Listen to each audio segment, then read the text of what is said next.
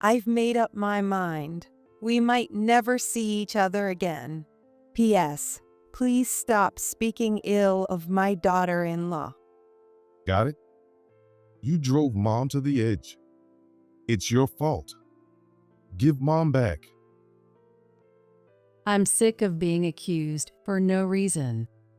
Just so you know, it's your fault for trying to deceive me over and over again. I won't hesitate to fight back against a liar. Prepare yourself to get a taste of your own medicine and cry. My name is Kathy. I'm 43, live with my husband, and have no kids. When I say we live together, my husband, Sam, is only in the US for half the year. He's a photographer traveling all around the world. It's a bit lonely not having him home for long periods, but I don't mind the waiting.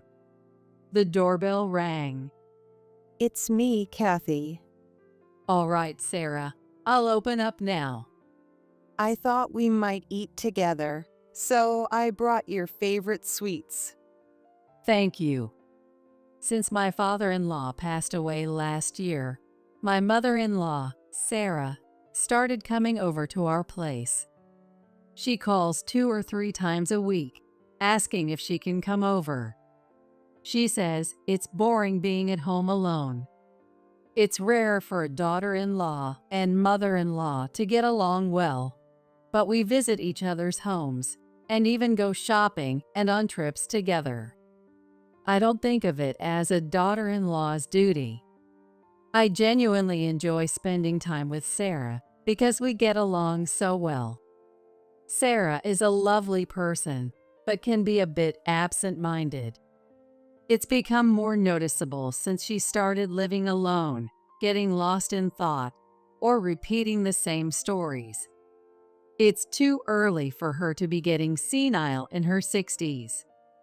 I want to support Sarah so my husband can leave for work without worry. Ideally, her eldest son, my husband's brother, and his wife should be looking after her. I wouldn't say it out loud, but it's an old-fashioned idea.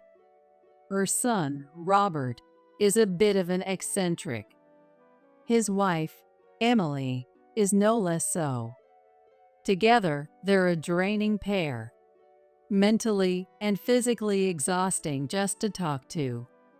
Despite their age, they're self-centered and reckless. We simply don't get along. So Sarah relies on me instead of them. While I was making tea, the doorbell rang again. Who could it be? It's me. Is Mom here? Hi, Sarah. Hearing Robert and Emily's voices, Sarah and I both grimaced. It's impolite to come unannounced these days. What should we do, Sarah? Sarah says with a sigh. It seems they need me, so I guess it can't be helped. Right. I opened the door. Hey, Kathy. Hello. With that, they barged right into the house. Mom, why aren't you at your house? Because I don't want to see you. Come on. That's harsh to say to your son. You just had to push your way into Kathy's house. I'm in a hurry. You get it, right? Sarah looked fed up. I've said it multiple times, but I don't have money to lend you guys. Please, Mom. As he said this, he ate my sweets. It was not the attitude of someone asking a favor of his mom. I can't understand the nerve of someone eating someone else's food, especially my favorite, without asking. Then Emily saw it. Kathy, where's mine? There isn't any. What? Really? I wanted some. Why would she think there was any? Robert, enough already. Sarah snapped. Every time you see me, it's lend me money. What do you think I am? What do you mean? You're my mom, aren't you? This foolish son. That's not the point. Both looked dissatisfied. But since Dad passed, there should be plenty of money, right? No, there isn't. That's a lie. You always give plenty to Sam, don't you?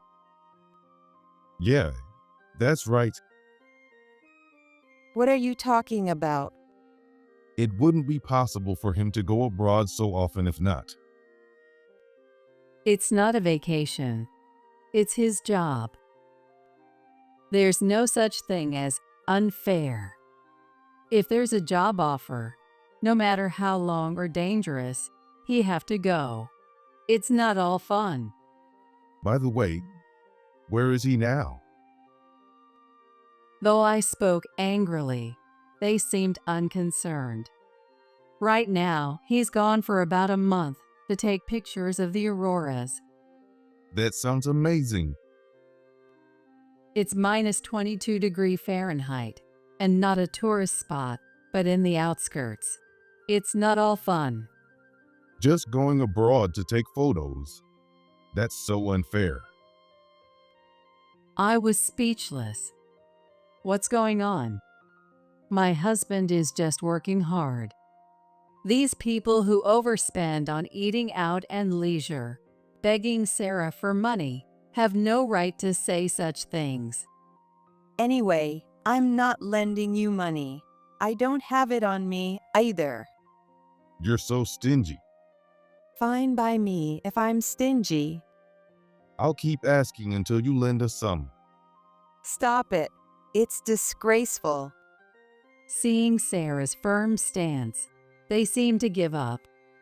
If it's not about money, you can come, but I won't be at home on Monday. I have a neighborhood association trip. Humph.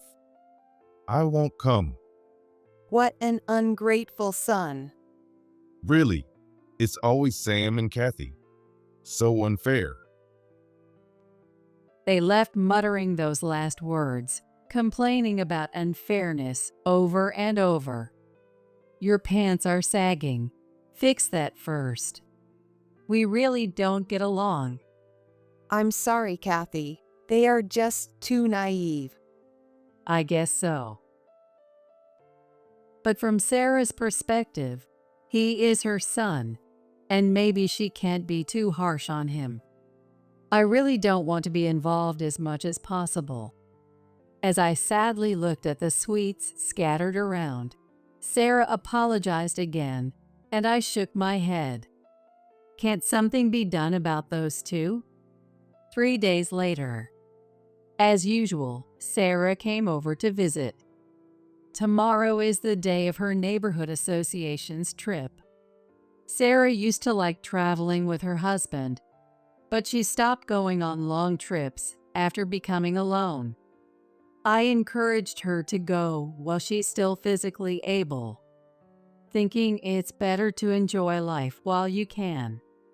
Kathy, what would you like as a souvenir? When it comes to trips, traditional sweets, of course.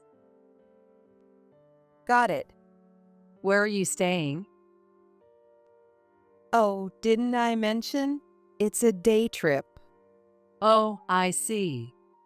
At that moment, Sarah's phone rang. Who could it be? The screen displayed the name Robert. I impulsively turned on the speakerphone. I felt guilty, like I was eavesdropping, but I had a bad feeling. Mom? It's me. What's wrong? I've embezzled some money from my company. Please, I'll definitely pay it back. Can you lend me some? We were stunned. Is this one of those scam calls? Mom, are you listening? Lend me the money for my sake. Sarah, getting anxious, confirmed over the phone. Who are you? What? It's me, Robert. Stating his name seemed to confirm it was really him. Please, I'm going to get fired. Help me, Mom. Why did you use company money without permission? Sorry. It was my fault. I know. He is a truck driver who spends most of his working hours alone, even managing his time card inside the truck. In other words, he wouldn't normally even see the company's money. Why would he have access to use it? It's not right to resort to such tactics just because he can't get a loan. Who would fall for such a typical scam call anyway, I thought. What should we do? This is troubling. Sarah was visibly anxious. Could she actually believe this? People fall for scams they know are suspicious because they prey on their concern for family members. What a despicable tactic, I said to the flustered Sarah. Sarah, calm down. It's just a scam pretending to be a family member. It's just a nasty prank. Hey, I almost had her. Don't interfere. Robert, deceiving people is despicable. I have no choice but to do this, right? Sarah seemed relieved at first. Then she looked furious. Robert, stop making fun of people, Mom, just lend me the money. especially since you're just going to waste it on gambling, right? I'm trying to make more by gambling. Don't go. Well, if you lend me enough, I won't have to go. What a ridiculous argument. It's infuriating even to listen to. You don't even plan to pay it back. Come on. It's going to be mine eventually anyway, right? Robert, that's after I'm gone, isn't it? Oh, well, I mean, Really, it's always about money with you. That's why I can't trust you. That's why I don't give you my house keys. She was shaking with anger. Listening to this makes me feel terrible too. who has the key then? It's Kathy. Even though she's just the daughter-in-law? How could you say that? She's more reliable than you are. What? Anyway, it won't be long before I'm gone, just like you want. Sarah said bitterly. I couldn't keep quiet anymore. Robert, that's enough. There are things you shouldn't say. Don't interfere, outsider. Do you understand how Sarah feels? Don't talk like you know. Switch with Mom. I'll take it from here. Excuse me. What a troublesome son. After the call ended, Sarah tried to laugh it off, but she couldn't hide her shock. Direct conversations always turn into fights, don't they? I want to help, but I feel like getting involved might make things worse. Sarah, how about communicating through email?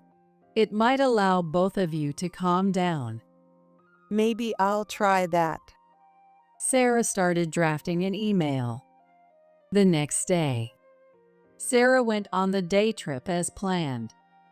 Concerned about yesterday, I didn't want to leave Sarah alone.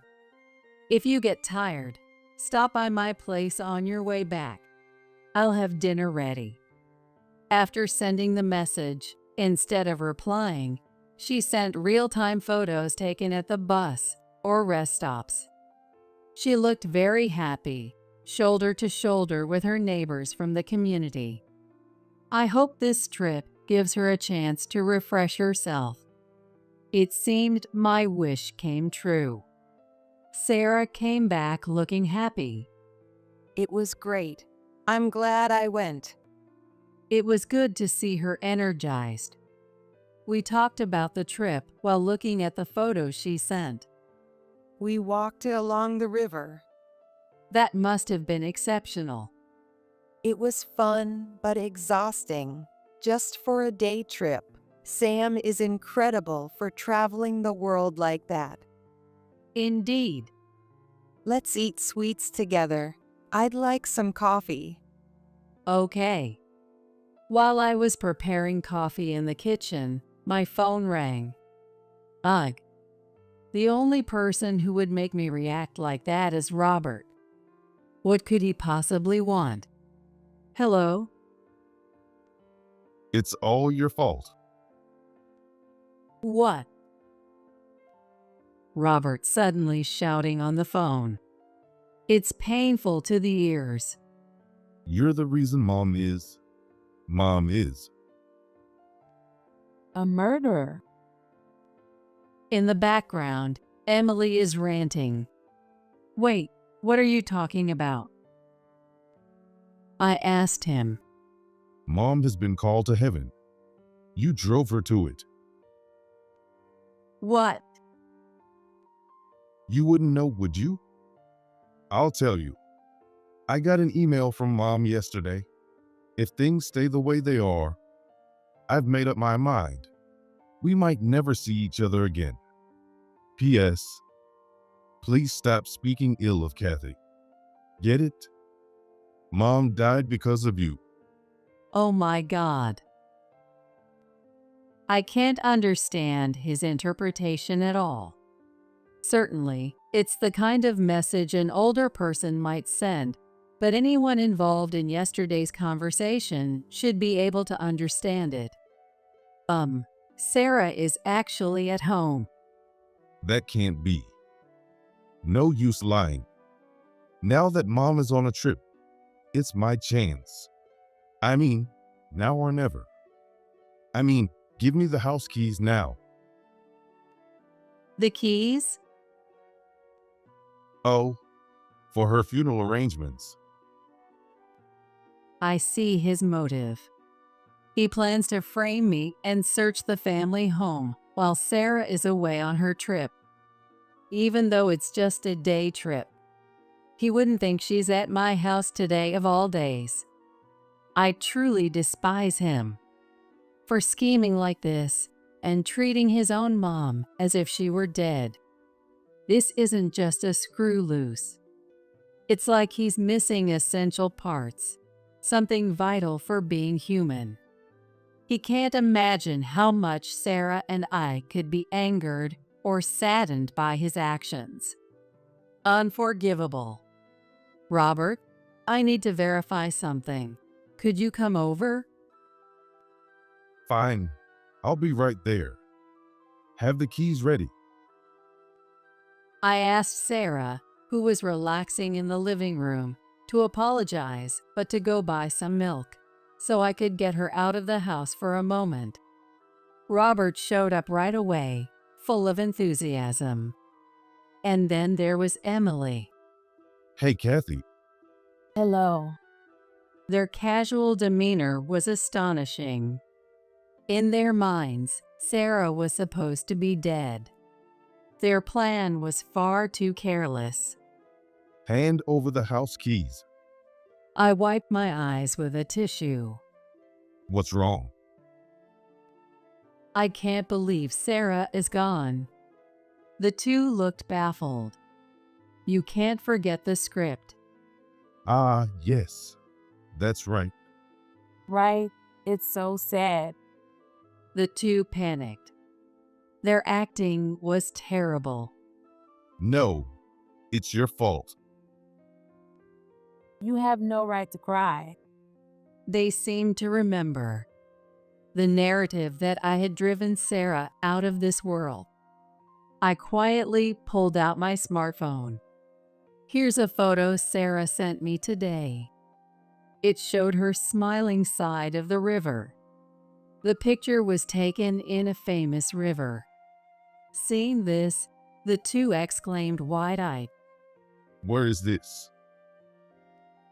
I said distantly. Where do you think? It looks like it's in the clouds. The two gasped. Could it be heaven? No way. Look, Mom doesn't have legs. It's just that you can't see her legs in the early morning fog. Didn't they even know where she went for a trip? As the two panicked, I showed them another photo. It's Sarah standing on the bridge. She looked tired, probably from walking. I murmured, "Looking at this, Sarah seems to have some regrets." Is this the river Styx? No way. Stop joking. Mom's just on a trip, right? What are you talking about? No, I mean, that's not it. Robert, this isn't my fault. I haven't done anything. Please don't suspect me. As they looked back and forth between me and the photo, confused and panicking, their fabricated story seemed to become reality, and they were scared. Hey, let's just stop this, okay? Shut up. We can't back down now. I looked at them with bitterness. Let's end this foolishness. It's time they admit the truth and apologize. I think this will make it clear. It's from Sarah. Please enjoy. I opened a box of traditional sweets, the souvenir. They should realize by now. But they didn't. Are these funeral treats? No way. The funeral is already over? We weren't even invited. Sarah must still be mad at us. How did it come to this? Look closely. Are they losing their judgment from fear? The two are pale with despair, tears in their eyes. Is Mom really gone? Hey, calm down. Wait, who's at fault here again? It's you. Just as I was about to reveal the truth, the doorbell rang. It's my husband, Sam. I'm home. Surprise. What's going on? Weren't you supposed to be back later? The shoot finished early. Wait, Robert. What's happening? Sam, seeing his brother and sister-in-law wiping tears, is surprised. What happened? Sam, Mom has. Oh, Mom, yeah. I just passed her a while ago. What? Besides, listen to this. I had quite a scare in the snowy mountains. I almost became an icicle after a fall. The two grew even paler. Sam, you really just fell? Yeah, I thought I was going to knock myself out. See, you did see Mom, didn't you? Yeah, You're not supposed to go home yet, are you? but I'm done with my work. You don't realize what's happened to you, do you? No way. Sam laughed. What are you talking about? Robert, you're being strange. It's magical and wonderful. You should try it too. What? The auroras, it's like angels descending from the sky. Has the call come for us? We'll pass. It's too soon for us. They shook their heads in a cold sweat. Look, we're going home. We've been feeling a chill here, and we don't want to stay. A chill? Yeah. It feels ominous. Are you sure it's not just your imagination? Robert, were you always this sensitive? Sam held them back. It's all right. Why don't you stay a while longer? I'm sure Mom will be here soon too. Hearing this, they gulped noisily. Mom's coming? Soon? Yeah, she said she'd be right here. Wait for her. No. No way. The two screamed and dashed out of the house. But they ran into Sarah, who had just returned, at the entrance. Whoa, No. What are you doing, screaming at the sight of me? Mom, weren't you supposed to be on a trip? Tell us that's true. What? That trip ended a long time ago. No, that can't be true. It was a short trip, but it was heavenly. Wait. Please wait. I'm changing my ways, Mom. Don't go yet. Robert, his face contorted with tears, surprised Sarah. Well, that's good. But what happened? Emily was also crying out of fear. Sam was dumbfounded by the situation, but explanations would have to wait. Robert, you said you're changing your ways. Can you please stop asking for money? I will. I'll stop. I'm glad to hear those words. He must have realized the gravity of his previous jokes. What's going on? I really don't know. I see. Let me explain. I want to hear about the Auroras from Sam, who had just returned after a long while. It looks like this will be a long conversation, so I'll make some tea. There's plenty of sweets, so no worries. Later, Robert, who had said he felt a chill, developed a fever. It's not surprising after all that cold sweat. Maybe it's a fever from realizing his mistakes. However, Emily and he keep saying it's a curse or retribution, turning into a feeble version of themselves. Such impressionable people. Or rather, they are simply too straightforward. If only they'd live honestly, they are essentially good people. At least, that's what I hope. For now, I don't intend to forgive Robert, and even if he repents, it doesn't erase his past actions. No matter how much time passes, we will never see eye to eye. But for Sarah, no matter how old her son gets, he's still her son. A troublemaker who just grew up. They say the child who causes the most trouble is the dearest, and as always, she'll probably forgive him again and again. Thinking this, Sarah exploded with anger upon hearing everything. Between the attempted scam and the near burglary, and learning her bought souvenirs were nearly used as funeral treats, anyone would get angry. How can you, at your age, not know what's right and what's wrong, you idiot son? I'm sorry. Instead of his usual retorts, he just apologized. Maybe that's a small improvement. But I'm still very much alive, so don't you forget that. Nothing wrong with that. Stay healthy as long as you can. We may not get along, but on that we agree. Sam will soon leave for work abroad again. While he's worried about the family, he says it's all good because I'm here. It's a bittersweet feeling. I'll keep an eye on Sarah as her tea buddy and watch over Robert so he can go work with peace of mind. It's just a little more patience. I need to stop her from helping that old hag before I show my true self. I was on a flight to Hawaii with my mother when I overheard John's voice from the seat behind us. Holly was also sitting next to him, and I frowned at their alarming conversation.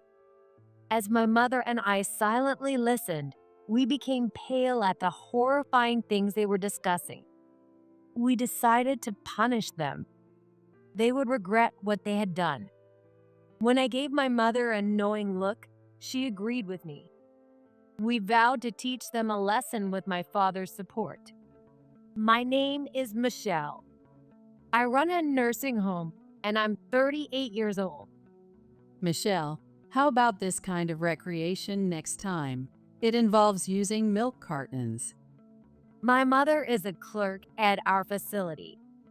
She has a disability and uses a wheelchair. My mother has had a disability since I was 10. She saved me from being hit by a truck that ran a red light and ended up with a spinal cord injury. Since then, she has been using a wheelchair for nearly 50 years. My father worked hard for my mother, running a car manufacturing company.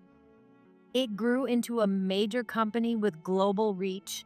Its annual revenue has now surpassed $1 million and has reached $10 billion.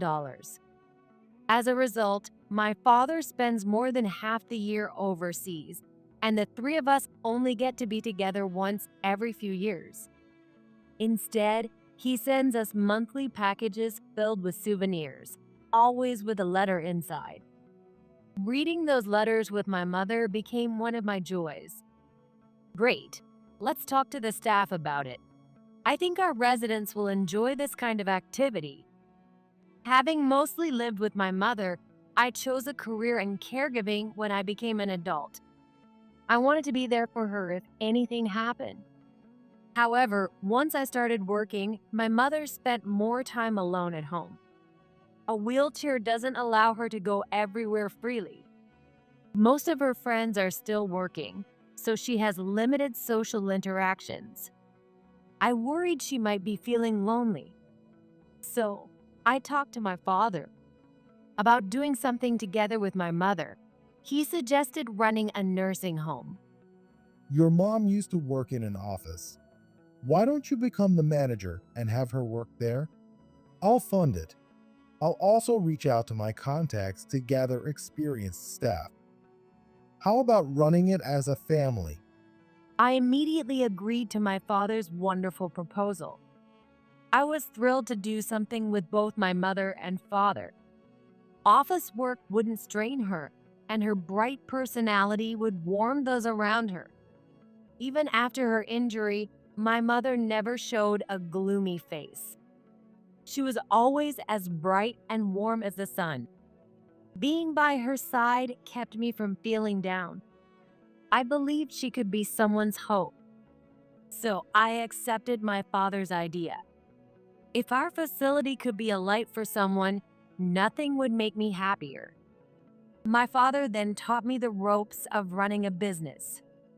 Using that knowledge, my mother and I managed the facility together. I felt our family bond strengthened through this endeavor. Then, tragedy struck us out of nowhere. Michelle, would you like your egg fried for breakfast? This is John.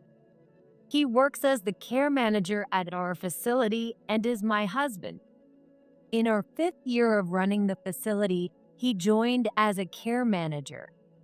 He works hard, is well liked by the residents, and has a bright personality, making him very popular at the facility. People of all ages and genders had a good impression of him. Dawn and I got married. Now, the three of us live together with his daughter, Holly, from a previous marriage. Holly also works at our facility, doing the same office job as my mother. She works under my mother. A fried egg is fine. Thank you, as always. Even though you have work, you still help with the housework. What are you talking about? Michelle is busier than I am, so it's only natural that we support each other as a couple. Exactly. Thanks to Michelle, Dad has started helping with the housework too, which is a huge relief for me. He didn't even know how to use the washing machine before. Holly was scolded for saying too much. Seeing their comedic exchange made me smile. Since marrying John, I moved out of the house, and my mother lives in the residential part of the facility. My father had it built considering my mother's commute. Thanks to that, Even after I moved out, my mother wasn't completely alone. There were always people nearby in case of an emergency, providing a secure environment. At least that's what I thought. But I didn't realize it. The mistreatment my mother was receiving from John and Holly. Hey, Michelle, would you like to go on a trip with me next time? What's with this sudden suggestion? During my work break, I happened to have lunch with my mother. It had been a while since we had a relaxed conversation like this. But something seemed off. I hadn't noticed since we were always together, but my mother looked thinner. It could be because it was summer, but the facility is air-conditioned 24/7, and her home is also fully equipped with the heating and cooling. It didn't look like a healthy weight loss. Her expression was dark, and she seemed devoid of energy. I listened to my mother's words, feeling concerned. I want to visit your father. To see Dad? Oh, right, it's your anniversary next month. I reflexively asked, surprised by the suddenness. Then I quickly remembered their anniversary next month and solved it in my head. Thinking that was the reason, I quickly continued the conversation, but my mother had a complicated expression, like she had swallowed something bitter. Yes, your father will send me a plane ticket to meet. So, I need some time off. My mother forced a smile to hide her expression. That was the first time I felt something was off with my mother. She seemed scared of something, and I wanted to ask, but she shook her head. Was it not the right place to talk? There were other staff in the break room, and my mother seemed to be concerned about them. But my condition, I want you to accompany me, Michelle. She interrupted me as if to prevent me from speaking. Her abruptness surprised me, causing me to stutter. Seeing my reaction, my mother looked even more anxious, piling on the pressure. Is that okay? I quickly smiled and nodded in agreement. Of course it's okay. It's scary to be alone, right? So until Dad gets there, I'll be your escort. It's a special date, so you two need some time alone, don't you think? A date. That sounds a little embarrassing. My mother laughed elegantly, blushing slightly. Maybe I was imagining things. Seeing her like that, I decided not to pry further. A little later, my father sent us 2 plane tickets. I had already told John and Holly that I was going to visit my father, but since then, I've been traveling all over the US for inspections and meetings at new facilities. I haven't had proper time with my family lately. Maybe I'll invite them out for a meal when I get back. With that carefree thought, I headed to the airport. The tickets my father sent were for Hawaii. Even though I told John and Holly that I was going to Hawaii, I figured I could tell them all about it when I got back. With that in mind, I headed to Hawaii without telling them my destination.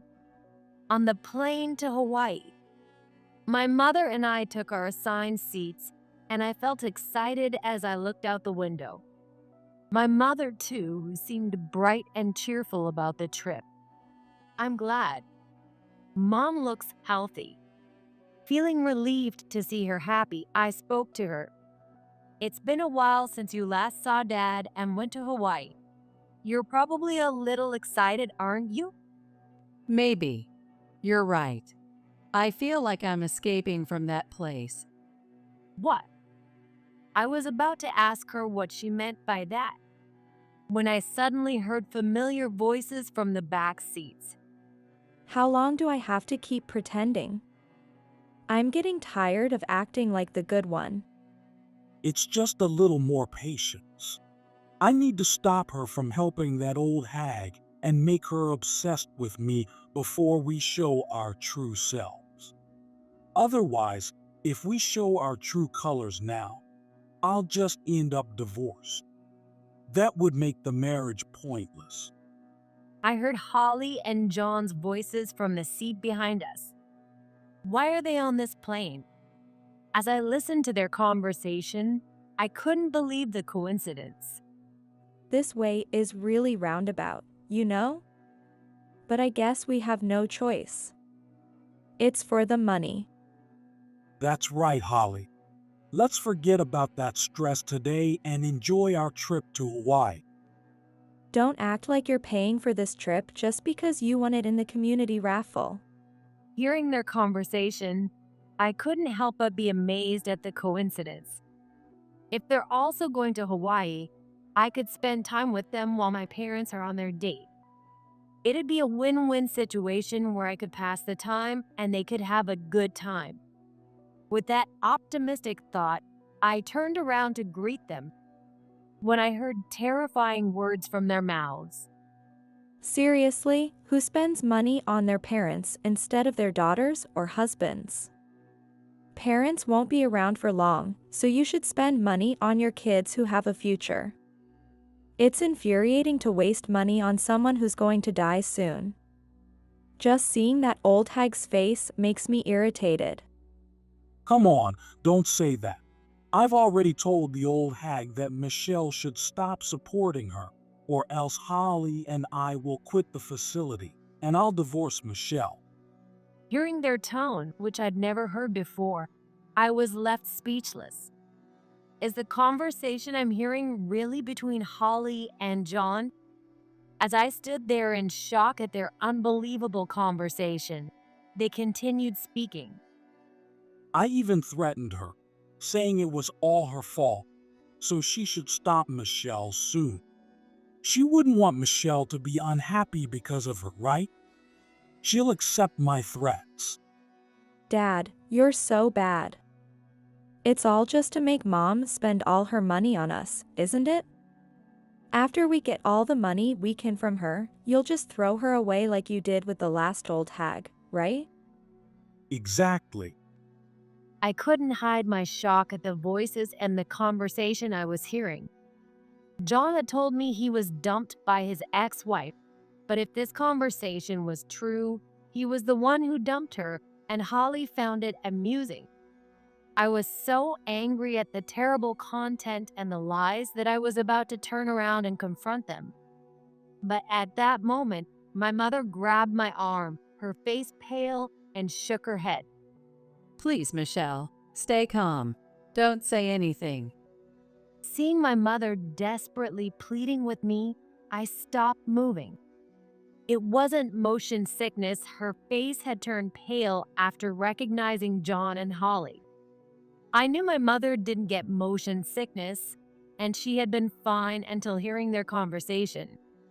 Most importantly, there were my mother's earlier cryptic words. I'm escaping from that place. Did those words relate to John and Holly? As this thought crossed my mind, my mother let go of my hand and took out her phone. She seemed to be sending a message to someone. After a moment, she looked at me and gestured for me to look at my phone. I opened my phone as she instructed and checked the screen. There was a new message notification from my mother. Let's communicate through this messaging app from now on. Following her lead, I continued the conversation with my mother via the app. What is going on? The conversation between John and Holly. It's about you and me, right? I sent the message and watched my mother's face as she received it. She trembled with fear, and noticing my gaze, she looked at me and nodded repeatedly. I never told you, but I've been harassed since those two joined the facility. I couldn't close my mouth in shock. The messages continued, and the content was even more shocking. At first, they criticized my work. They said that just because I have a disability, only doing data entry work and not other tasks was unacceptable. A newcomer criticizing a senior like that was unimaginable. Even though it was hard to believe, the following messages revealed even more shocking truths. They demanded higher salaries, saying that since I had it easy, my salary should be lower. Since Holly is technically my granddaughter, she said if my salary couldn't be lowered, I should spend more on her. They kept demanding money from me. I couldn't process it all. We had indeed become family, but work was work. I couldn't tolerate them treating my mother so horribly by mixing personal and professional matters. I couldn't bring myself to do anything for them, so I refused. Then they started threatening me together. They said I should stop receiving support from you, Michelle. If I didn't, they'd leave you. The sheer nastiness and the contempt made me grip my phone tightly. The worst part was the slander about my mother's condition. The facts written there were so vile that I felt an urge to confront the two behind me right away. Noticing my reaction, my mother sent another message, driving the point home. The real reason for this trip was to tell you about this. I've already discussed it with your father. That's when it hit me. If I acted now, it would render my mother's efforts useless. I always believed I could endure anything as long as you were happy. But those two are a curse that will only bring you misery. Your father also said there's no need to hold back anymore. As I scrolled down, I saw a message from my father, detailing our next steps and the waiting location. Reading it brought a smile to my face. With this, we can surely make those two see hell. It means you'll have to play a tough role too. Will you still help? Of course. After what they've done to you, there's no way they're getting away with it. Enjoy your flight while you can. When you land, hell begins. I silently whispered these thoughts to the two laughing crudely behind us. Soon after, the plane landed at the airport. Keeping our heads down to avoid detection, my mother and I waited until they left the plane before we followed. Once outside the airport, a car my father had arranged was waiting, and we quickly got in. Did you explain everything to Michelle? Yes. I sent it all while we were on the plane. I'm sorry, Dad. I was right there with Mom, and I didn't even notice. Usually gentle and kind, my father's face was stern when we reunited after so long. It's not your fault. They were sneaky. It's no wonder you didn't realize. He gently patted my head as I apologized. Then he instructed the driver to follow the car ahead. I know where those two are headed. Once we arrive, we'll start. Michelle, I need you to sign this. Got it. I signed the document my father handed me. Eventually, the car stopped at a hotel. John and Holly entered the hotel to check in. We followed them inside, and I reached out to tap John on the shoulder from behind as they were at the reception desk.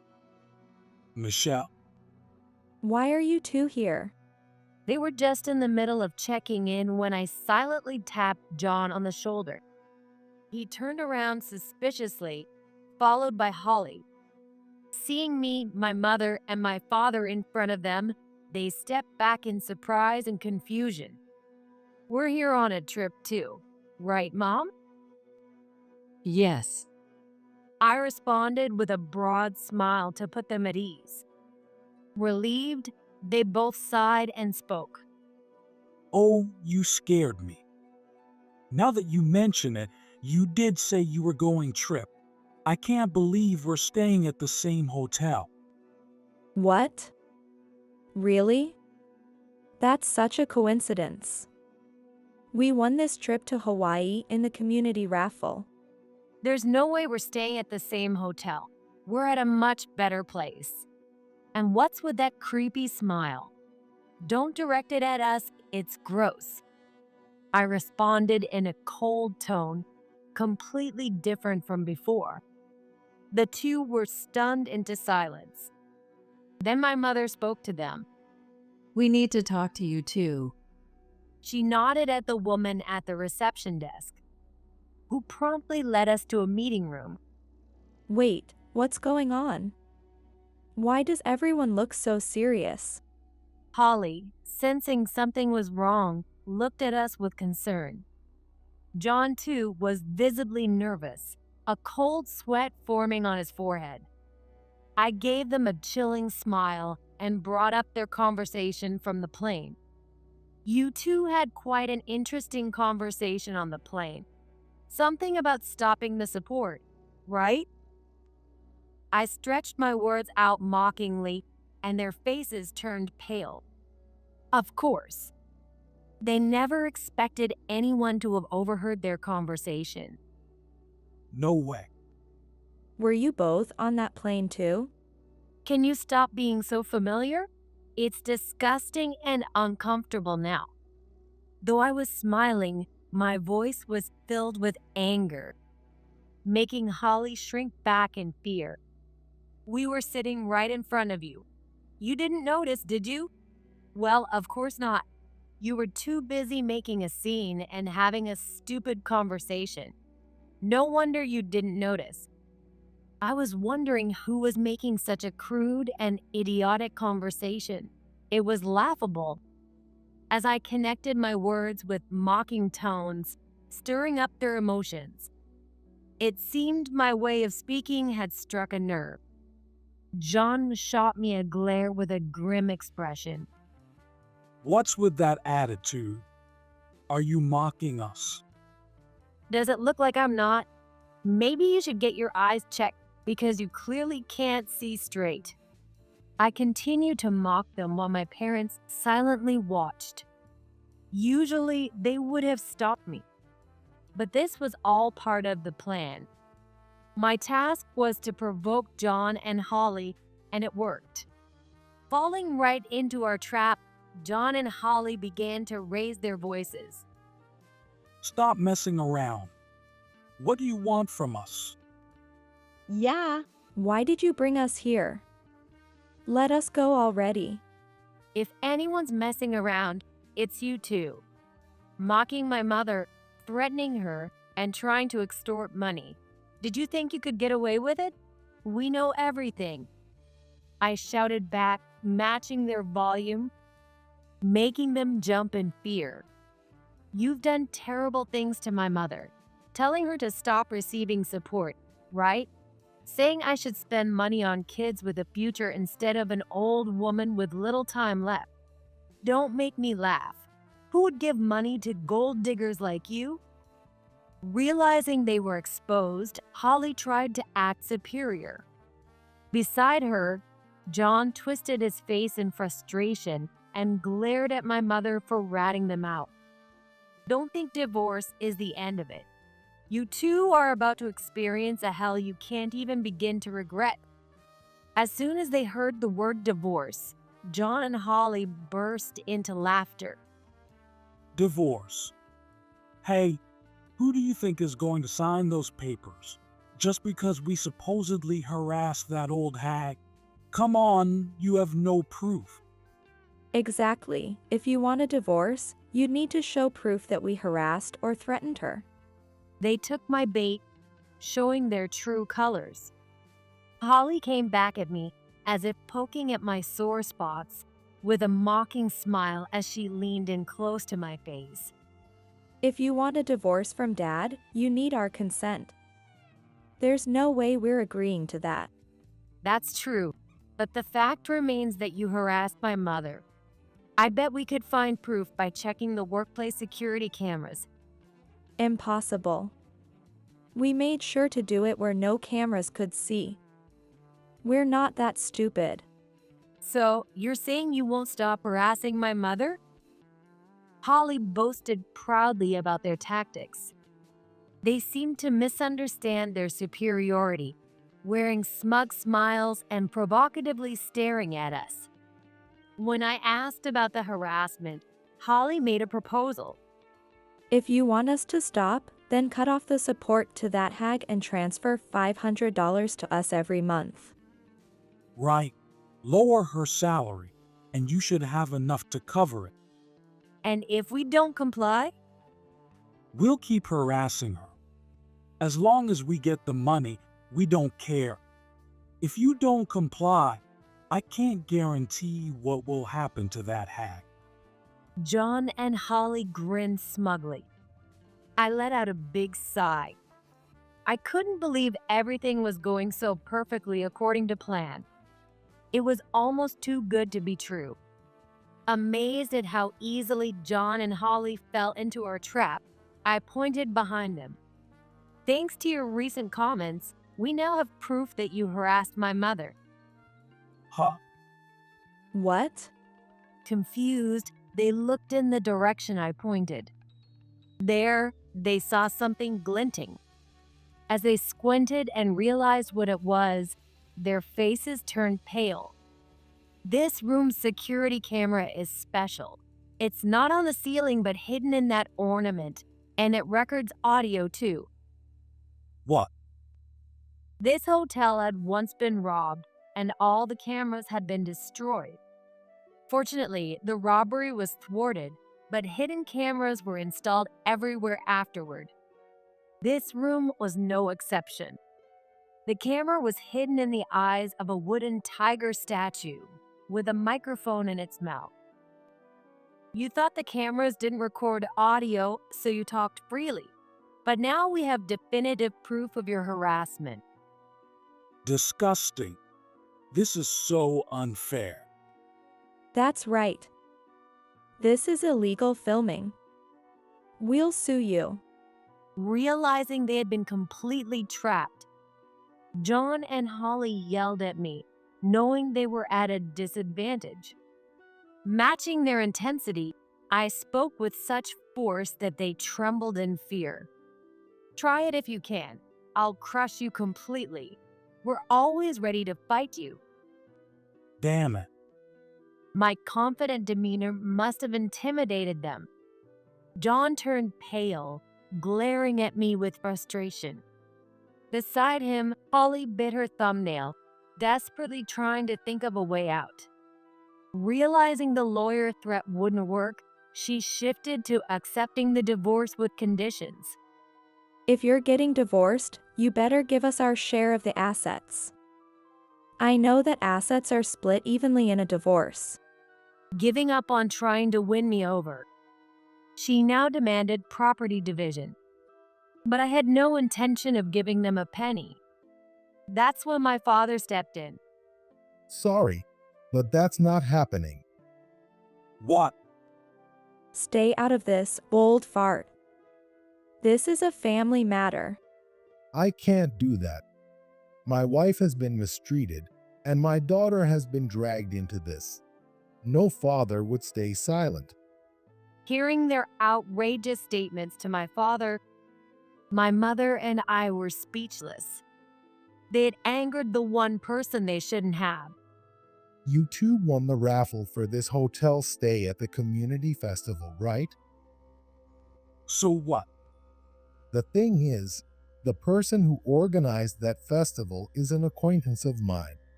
I had him rig the raffle to lure you here. What? Wait a minute. What are you talking about? They were confused by my father's sudden confession. That was to be expected. It would be hard for anyone to grasp what he had done. My father began to explain clearly to the bewildered pair. We knew you'd participate in the raffle. I showed my friend your photos and had him rig it so you'd win the trip to Hawaii. Wait, hold on. It was pure coincidence that we entered that raffle. Yeah, we might not have participated at all. Do you expect us to believe this nonsense? There was no way you'd miss it because your favorites were performing at that festival. The moment they heard that, they turned to me with shocked expressions. I responded with a smirk and a peace sign. Michelle told us about your favorite celebrities. We made sure to invite those idols and models to the festival. We figured you'd stay for the raffle if you were there to see them. And John, you're known for loving free stuff. it was more likely you'd enter than not. Completely falling into my father's trap. John realized how deeply he was ensnared and slumped in despair. But Holly was different. She tried to bolt for the door. But my father had anticipated that too. Waiting outside were his formidable bodyguards. What is this? Give it up. You think we'd let you escape? We're not sending you back home either. What do you mean? I approached Holly with a sinister smile, lifted her chin, and made her look at me. You'll pay for hurting my mother with your labor. What are you going to do to us? You two will work as janitors at this hotel for the rest of your lives. What? Holly shouted in shock. John, too, looked up in surprise, but quickly realized from my expression that I wasn't joking. My father bought this hotel last month. It's known for its affordability and delicious food, but it needs more staff since the rebranding. We were looking for some help. Are you kidding me? Who'd work in a place like this? Besides, you can't keep us here forever. We won't do that. Are you stupid? Our youthful bravado was evident, but she'd soon regret her words. You guys' intentions don't matter. Angered by her disrespect, my father stood up, exuding an overwhelming presence that made Holly flinch. I'm quite well connected here. I have a lot of friends. What are you trying to say? The manager of our hotel is a friend of mine who's from LA. He grew up in Skid Row. Even Holly knew what that meant. The moment she heard Skid Row, her face turned pale. He's going back to his hometown for about a week starting tomorrow, and he'll be taking you two with him. You won't be coming back. Since they were getting ready for a trip, they could be taken to LA without any issues. Realizing this, Holly broke down in tears, begging for forgiveness. I'm sorry. I'll never act like that again. I'll do anything you say. Please, just don't send us there. I'll do anything too. I apologize for everything. Please, let us go back home. Both Holly and John started crying and pleading with us. But we weren't about to listen to them, and I pushed them into despair.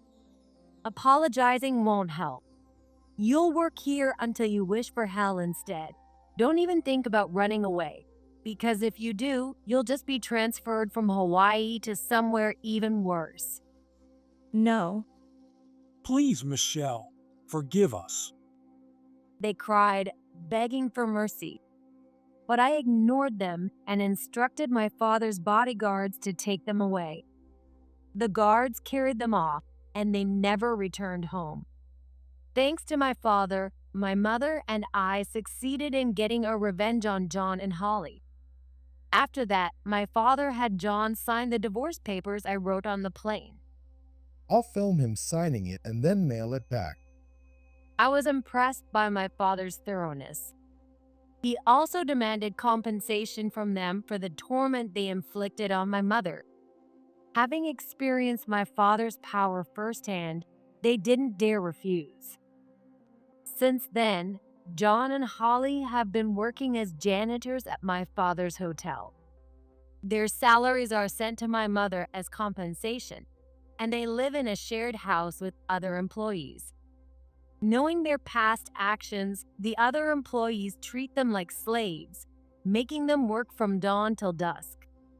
Afterward, my parents enjoyed a long-awaited date. I had a wonderful time in Hawaii, and we all had a lovely family dinner.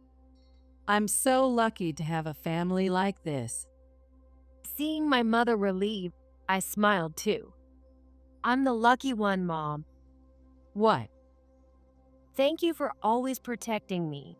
From now on, Dad and I will protect you. So, talk to us about anything that bothers you. You and Dad mean the world to me. As I held my mother's hand, She shed happy tears, and my father gently stroked her hair. Watching them, I felt truly fortunate to be their child. As I watched my mother being supported by my father, I couldn't help but feel grateful for how things had turned out. I'm Angela Knopf. At 32, I became a freelance programmer when I got married. The house where I live with my husband, Dan, which we married 3 years ago, was originally my dad's property. We boldly renovated it to include my new workspace when we got married. A gentle husband and a newly established workspace of my own. I had envisioned a life in our home that, while modest, was filled with warmth and smiles. But that was just an illusion. Dan, who had been kind until our marriage, completely changed afterward. Now, all I get from him is complaints and harsh words. I was trying to contact him during his business trip to pass on urgent news from his brother, Ethan, about the sudden death of his mother, Mary. But I couldn't reach him no matter how many times I called. I had just managed to get through to Dan on the phone. Hello. What are you thinking? I told you I was in an important meeting with a client. Stop calling me over and over. I'm sorry, but Mary is. What? Mom, don't you dare casually talk about my mom. A useless wife who's just a burden to me. Still, just listen. Mary is. Enough. I'm telling you it's a business meeting.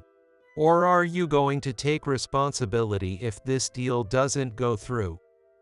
Every time I tried to speak, he drowned me out with his shouting, not letting me get a word in. Why is this happening? Tears slowly started to well up as I felt a tightness in my chest. Why are you crying? Lucky you. Women just need to cry. You think I'll listen just because you cry? Idiot. Your tears mean nothing to me. Just don't bother me. Tomorrow, and the day after, I have hospitality events.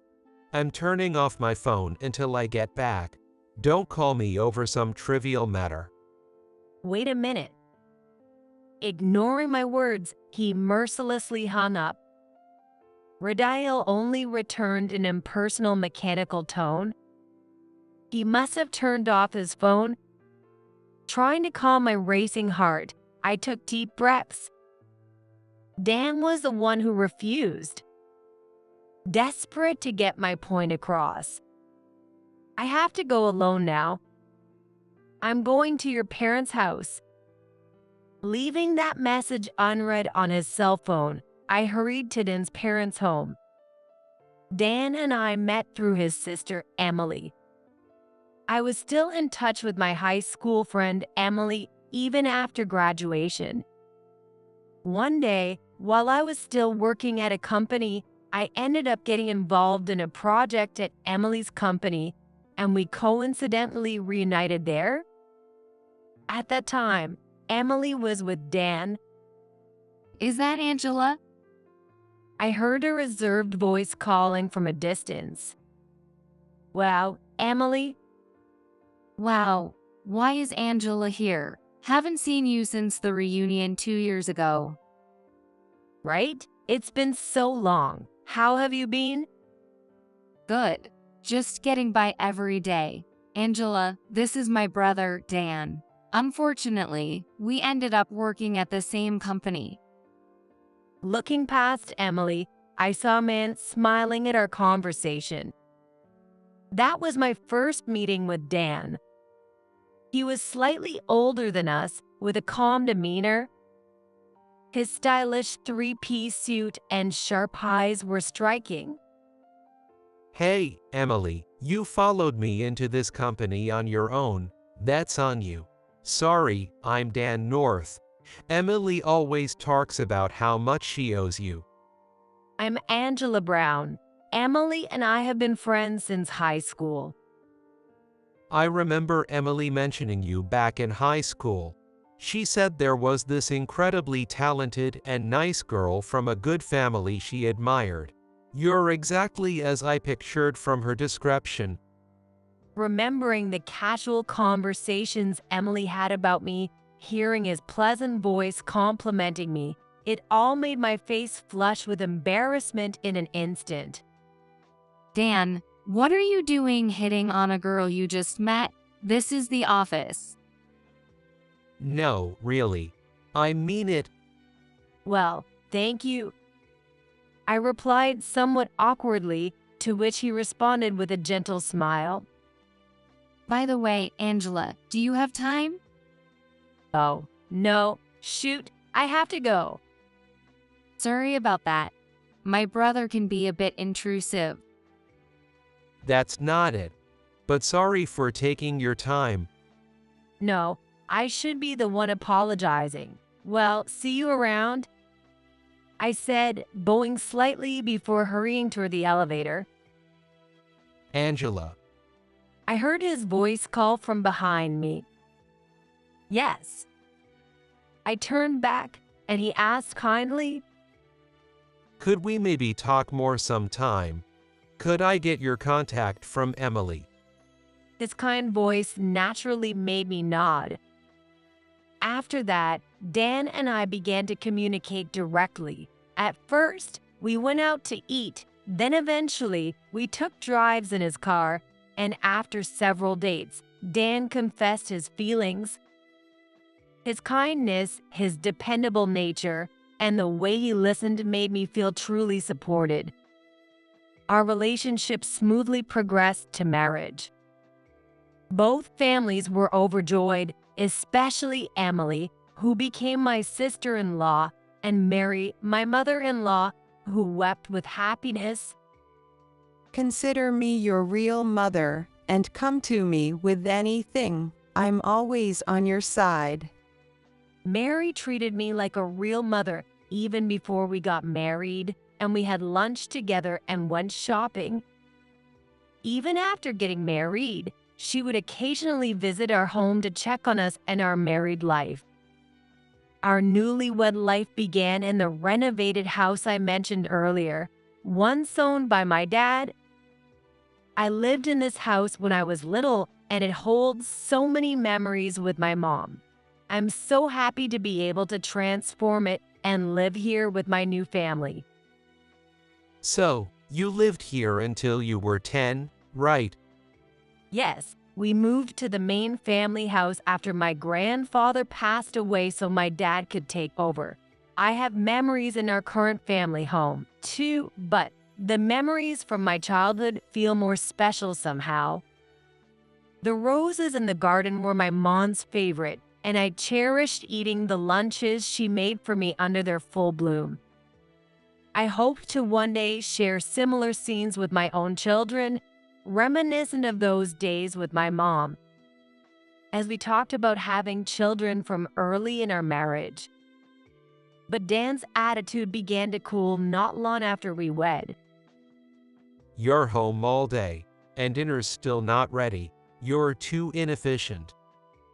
And the shirts, you better iron them every day. No slacking. What? This is all you made for dinner? This looks like animal feed. I'm not eating this. Order something from Uber Eats. You have it easy, working from home without the daily commute. You live in a sweet world where you can work and make money comfortably. These harsh words were even tossed at me in front of Mary, who was visiting our home. Of course, Mary was furious and always scolded Dan for his behavior. What are you talking about? Working from home isn't easy at all. Unlike office workers, freelancers have to secure their own work. You should know how hard that is. You're in sales yourself. Apologize. This kind of scenario was a daily occurrence. I'm sorry, Angela. Since our family was a single-parent family, he has become arrogant. Dan's family was the opposite of mine. It was a single-parent home run by his mom. My family became a single-parent family after my mom passed away when I was in high school, whereas Dan's parents divorced when he was in middle school. Mary had been working alone to raise 3 children since then. Besides her full-time job, she also freelanced for a friend's company, deeply understanding the challenges of working as a woman and freelancing. No, compared to what Mary has been through, my troubles are nothing. Maybe he's just experiencing cold feet about our marriage. But that's no excuse. He's an adult. He needs to manage his own moods, especially if you have children. It's going to get even harder for you. You need to teach him now. Mary always confronted Dan firmly when he did wrong. Yet, despite her efforts, Dan's coldness only accelerated, culminating in the moment I miscarried our child. Was it because I had been working? Should I have been more cautious? Did I eat something strange? Was it because I drank something cold? I blamed myself over and over, overwhelmed with sadness. I couldn't even muster the strength to sit up or eat. Naturally, I neglected our home. Dan had started traveling more for work even before the pregnancy, often leaving the house empty, which worried Mary. She stayed over to help and support me. Angela, it's okay to cry. There was a life inside you, no matter how small. It's natural for a mother to grieve when her child is lost. Mary, thank you. It's normal to feel physically drained. I'm here, so it's going to be okay. Let's slowly get your strength back. She said so and hugged me. As I wept uncontrollably in her arms, Dan, just back from his business trip, looked at me with cold eyes. Are you still crying? Your body wasn't fit for pregnancy. It's your own fault. It happened because you were too busy working freely. You were disqualified as a mother. Dan's cutting words tore through my heart, feeling like shards piercing through me. As my tears wouldn't stop and my body shivered uncontrollably, Mary held me even tighter. Dan, enough already. You got nothing to do with this. What joy do you find in hurting someone who's already hurt? What reason do you have to cause Angela such pain? He aren't even prepared to be a father, have no right to criticize Angela. You was a proper mother. Mary's voice, frighteningly low and unlike anything I had heard from her before, echoed in the quiet room. Realizing his fault, Dan clicked his tongue and stormed off to his room. Slam. The door slammed with an unnecessary force, making me feel as if my heart too had been shut down. Mary remained kind afterward. Although my relationship with Dan continued to deteriorate, Mary's presence supported me.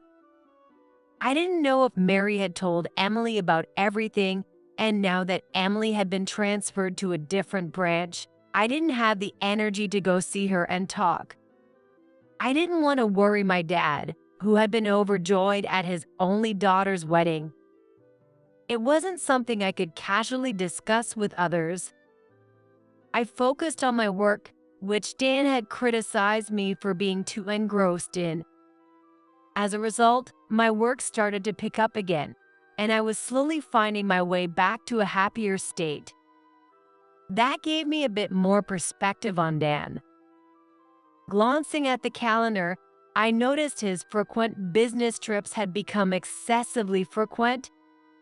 It had started about a year ago and intensified over the past 6 months to the point where he was hardly home half the month.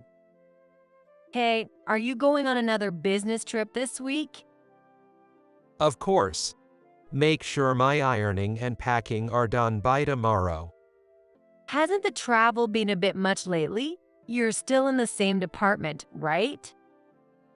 That's none of your business. I'm dealing with some complicated cases, flying out to handle things. Stop nagging me at home. It's annoying. With that, Dan unilaterally ended the conversation and staggered off to the bedroom. Left on the table were his half-finished whiskey, alongside the smartphone he'd forgotten. He probably passed out in bed by now, having drunk a bit too much.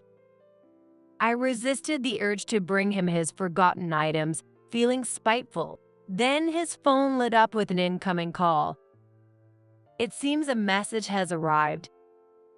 A text message from a clearly female name popped up. Looking forward to the resort hotel this week. Thanks for booking a nice hotel. Loved being all cozy at home last week. Let's get cozy again after Tim sleeps. Good night. The message included a picture likely taken by her. So that's how it is. I muttered to myself, realizing the gravity of the situation. Dan's phone was secured with fingerprint authentication. Dan was deep in sleep, thanks to the alcohol. Without hesitation, I used his finger to unlock his smartphone quickly. When I hurried to Dan's parents' house, Ethan and Emily were deep in conversation. Sorry, I'm late. Angela. Emily spotted me and burst into tears, hugging me tightly. She sobbed softly, and I gently stroked her back to comfort her. Can I see Mary? I asked, and Emily, holding my hand, led me to Mary. There, Mary lay peacefully as if asleep. I sat beside her pillow, joined my hands, and gently touched her face. Her skin was cold. Her eyes remained closed. The reality of Mary's death hit me, and tears began to overflow. How long I cried, I don't know. I bit my lip to hold back new tears and slowly lifted my head. Then Ethan softly asked me, Angela, where's Dan? Well, he said he had an important business trip. A business trip? My response seemed to startle Emily. It must have been evident she had been crying. She said clearly, despite her tearful, nasal voice, His department doesn't really do business trips, you know? I was shocked by her statement, and my tears instantly retracted. Really? There hasn't been a change in policy or anything? Nope. But Dan has been on business trips almost all the time for the past 6 months, barely home.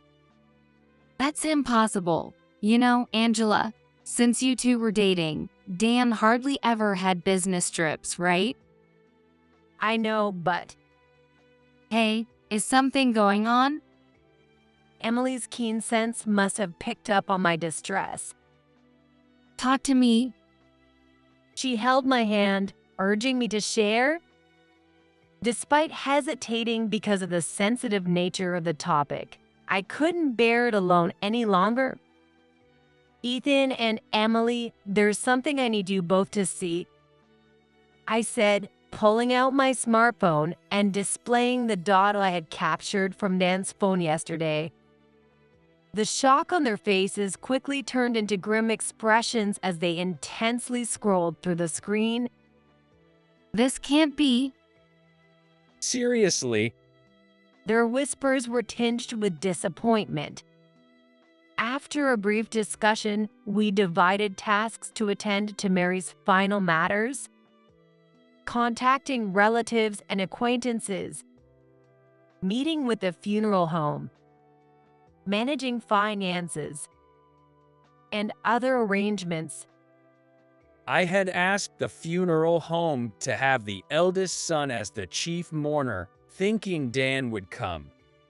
No one's heard from him. He's not coming anymore. I agree. He told me not to contact him because he has entertainment tomorrow and the day after, and he's turning off his phone. I don't think we can reach him anymore. Seriously, such a bastard. What business entertainment? It's just a cover for his affair trip. It must have been against Ethan and Emily's wishes to have such sibling disputes during their beloved mother's final moments. Ethan, frustrated, promptly changed the chief mourner to himself. Then the farewell ceremony took place. Mary, whose single parent raised 3 children, was deeply respected, and many people came to bid her farewell. Mary loved everyone and was loved by everyone. How strangers must have viewed the situation, with the second son as the chief mourner and only the eldest son's wife present. While expressing many thanks to Mary ascending to heaven, this fact remained a lump in my heart. After everything was over, we returned to the family home. Her portrait was placed in the living room. After finally catching a breath, the 3 of us were having a simple dinner, discussing future plans, when there was a clattering at the entrance, followed by the door bursting open with a bang. Angela, you're here, right? Answer me. Dan's loud voice echoed as he stomped closer. He flung open the living room door, appearing like a demon. What the hell are you doing going to my family home on a weekday? Are you kidding me? Where's my dinner? Don't be slacking off at someone else's house. Dan, red-faced with anger, seemed oblivious to Ethan and Emily's presence as he unleashed his fury at me. Then Ethan slammed the table hard and strode towards Dan. In an instant, he swung his fist, striking Dan's face. Ouch! As he groaned, Ethan grabbed the back of Dan's neck and leaned in, shouting, Don't mess with me. You have no right to yell at Angela. Where the hell have you been traveling? What's so important about this trip that you can't even make contact? Damn it. Ethan's face was so close it seemed like it could touch Dan's as he yelled and spit flew. He tightened his grip on the collar even more, twisting Dan's face as his pain breathing grew louder. So, where have you been traveling? Since when does your department have so much travel? What kind of business entertainment requires days of commitment in the countryside? A cold, mechanical Emily asked, and Dan frantically tried to respond. But with his breathing shallow from being choked, he could only muster a muffled groan. At that, Ethan sighed, and with the same hand, he forcefully threw Dan onto the floor. Uck! Dan gasped in pain as he was slammed onto the floor. Ethan looked down at him coldly and pressed further. What have you been doing up until now? It's not a business trip. It's not entertainment. So, where have you been the last 3 days after leaving home? What's keeping you so busy you can't even answer your phone? Start explaining now. It's a commitment I had to attend, even if it meant taking leave. You guys just don't know. Leave? You haven't taken any leave. Aren't you just regularly going to the office? What? Dan hadn't expected Emily to challenge him about the leave. Embarrassed, he let out a pathetic sound. Why would you even? It's not hard to find out. We work at the same company. I just asked a friend in your department. What the hell? What are you doing messing around? What if people start looking at me weirdly? He's truly a man of extreme emotional swings. Too intense to realize he can't see things clearly. Emily seems exasperated too. What do you mean strange looks? We've tried to contact you over and over, but there's never any call back. All we hear is that you're on a business trip, but we don't even know where you are or what you're doing. It's only natural to check with your office. I've told her I'm on a business trip. I said I couldn't take calls. Isn't that enough? That's just not normal, no matter the excuse. Not being able to communicate for days, whether on a business trip or entertaining, that just doesn't happen. That's why we checked with your company, right? Faced with Emily's calm and logical points, Dan struggles to find a good response. Geez, why do you have to call me repeatedly? It's annoying. Yet, Dan tries to bluster his way through, which only makes Ethan clench his fists tighter. Hey, don't you see anything wrong? And what about Mom? Hey, Mom, I'm thirsty, get me a drink. These people don't notice anything. What kind of upbringing is that? I have no words to say to him. Blaming others for his own faults. What is this man talking about? That comment made something inside me snap. And what kind of upbringing did you have? What? I'm asking you, what kind of upbringing did you have? Bang. Slamming my fists on the table in front of him, I shouted at the top of my lungs, how did I look at him? I kept bombarding Dan with words as he stared in shock. What is your business trip? To embrace your mistress? Or to go for a walk with your illegitimate newborn baby in your arms? To play family and go to a resort hotel?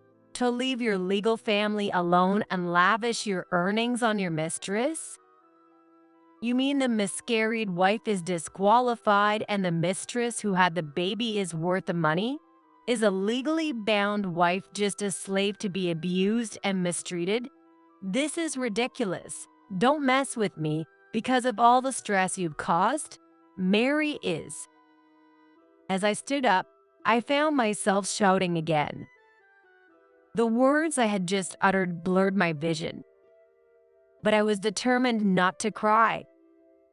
I bit my lip hard, eyes wide open, trying to hold it together. Emily came over to comfort me, gently stroking my back. I bit my lip harder, recalling Mary in my gestures. Mom won't make tea for you. If you want some, make it yourself. What? Why should I listen to such nonsense from my younger sister? Are you really that clueless? Can't you see what's going on? Our mom is dead. Emily's words, filled with anger, stunned Dan. Suddenly, Dan started laughing. What are you all playing at? Telling me Mom's dead to annoy me? You must be lying because Mom's not home, right? Ridiculous. At his scoffing laugh, Ethan's slap landed with a smack. Ouch. Dan, holding his cheek in pain, endured the sudden blow while Ethan spoke in a cold tone. Go check the other room. Why? I said go to that room. With such a cold voice, Dan reluctantly headed to the other room. Oh, no. His breathless voice came from the room. He saw Mary's portrait. He seemed unable to process what he was seeing. Wait, why didn't anyone tell me? When did this happen? Dan's outburst made me wonder what was going through his mind. While I was lost in thought, Emily methodically explained. Mom passed away 2 days ago. She collapsed suddenly early in the morning, and she was gone by the time the ambulance got her to the hospital. It was a heart attack. It all happened so fast. There wasn't even time to call anyone. I tried to reach you right after, Dan, but couldn't get through, so I called Angela. Angela tried multiple times too, but couldn't reach you. When she finally did, you said you were busy on a business trip and about to turn off your phone. You remember saying that, right? Dan, feeling cornered by Emily's calm, logical explanation, stumbled over his words.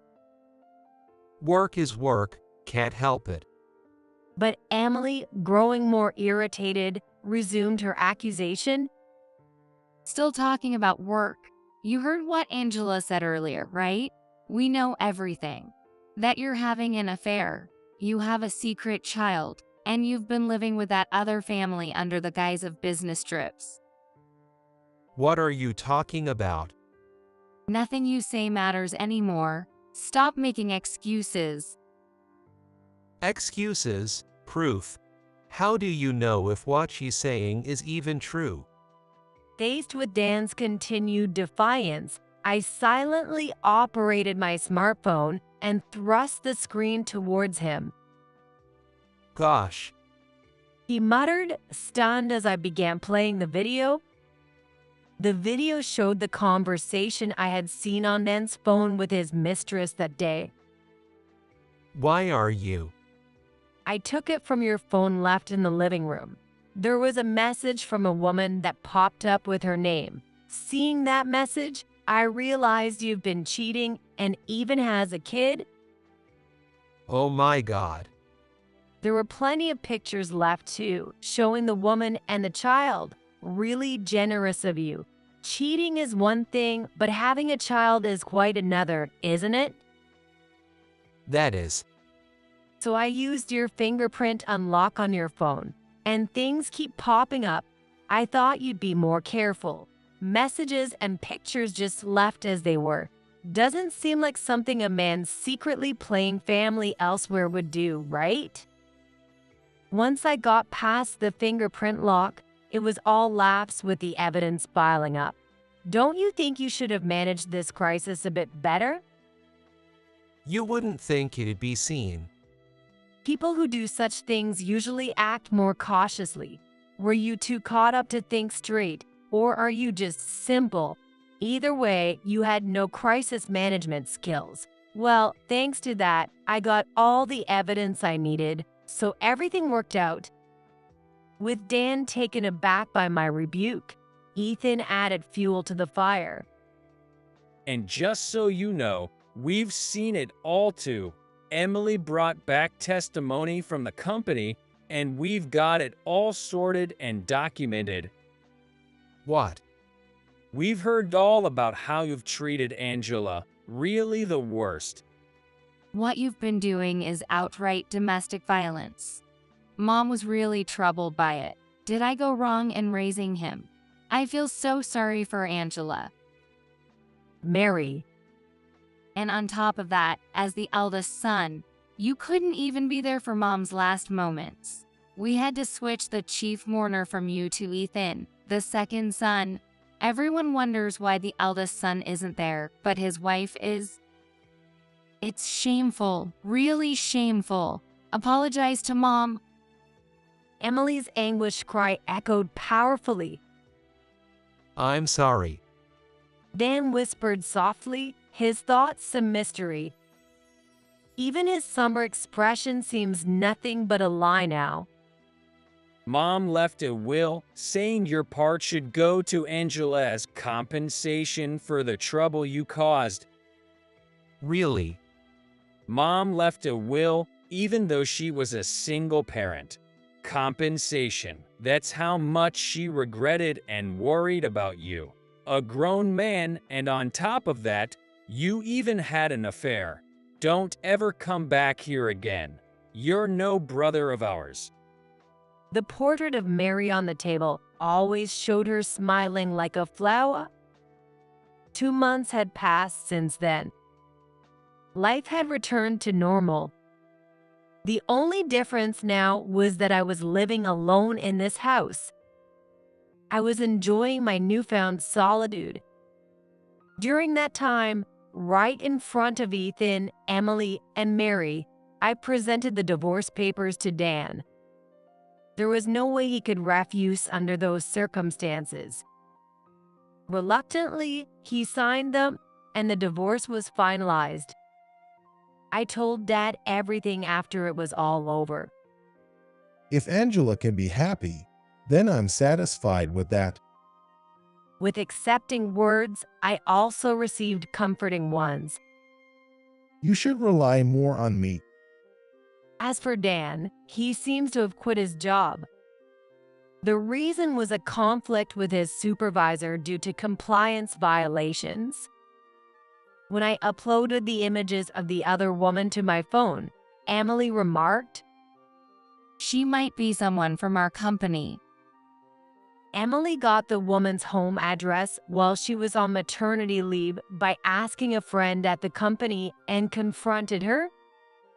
Showing her the video, she said, My brother's wife is my friend. Be prepared to take full responsibility. Naturally, the woman was speechless. She had only been with the company a few years and didn't know Dan's sister worked at another branch. Realizing the seriousness, she hastily quit the company. But the story didn't end there. Rumors swirled in the company about a single woman who abruptly left on maternity leave. Furthermore, Emily's investigation into Dan and the woman probably triggered it all. All the secrets came to light, causing a compliance issue in the company, and Dan was offered a transfer to a remote island. Unable to accept this, he snapped at his boss and decided to resign. I don't know if the two are still together or have separated. I don't want to know, and I don't try to. Emily and Ethan feel the same. By the way, did you get the alimony from Dan and that woman? Emily is visiting me today. Probably out of concern to see how I'm doing. I was genuinely happy that she cared like Mary did. Yeah, the lawyer Ethan introduced was really capable. It's all thanks to Ethan. That's great. I've entrusted this matter to a lawyer recommended by Ethan. This lawyer, a colleague of Ethan's, is highly skilled and has successfully secured the desired compensation from Dan and his mistress without any issues. We really? Emily hesitantly started speaking.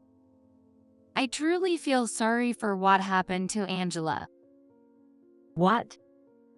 Especially me. If I hadn't introduced you to Dan, you wouldn't have had to endure such a life.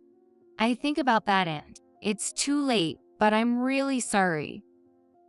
Emily apologized to me. Hey, what are you saying? I don't think that way at all. But there's no but. Sure, it's been tough. I've been hurt more times than I can count. But you know what? I'm really glad I met Mary. The time I spent with her felt like I was with a real mother.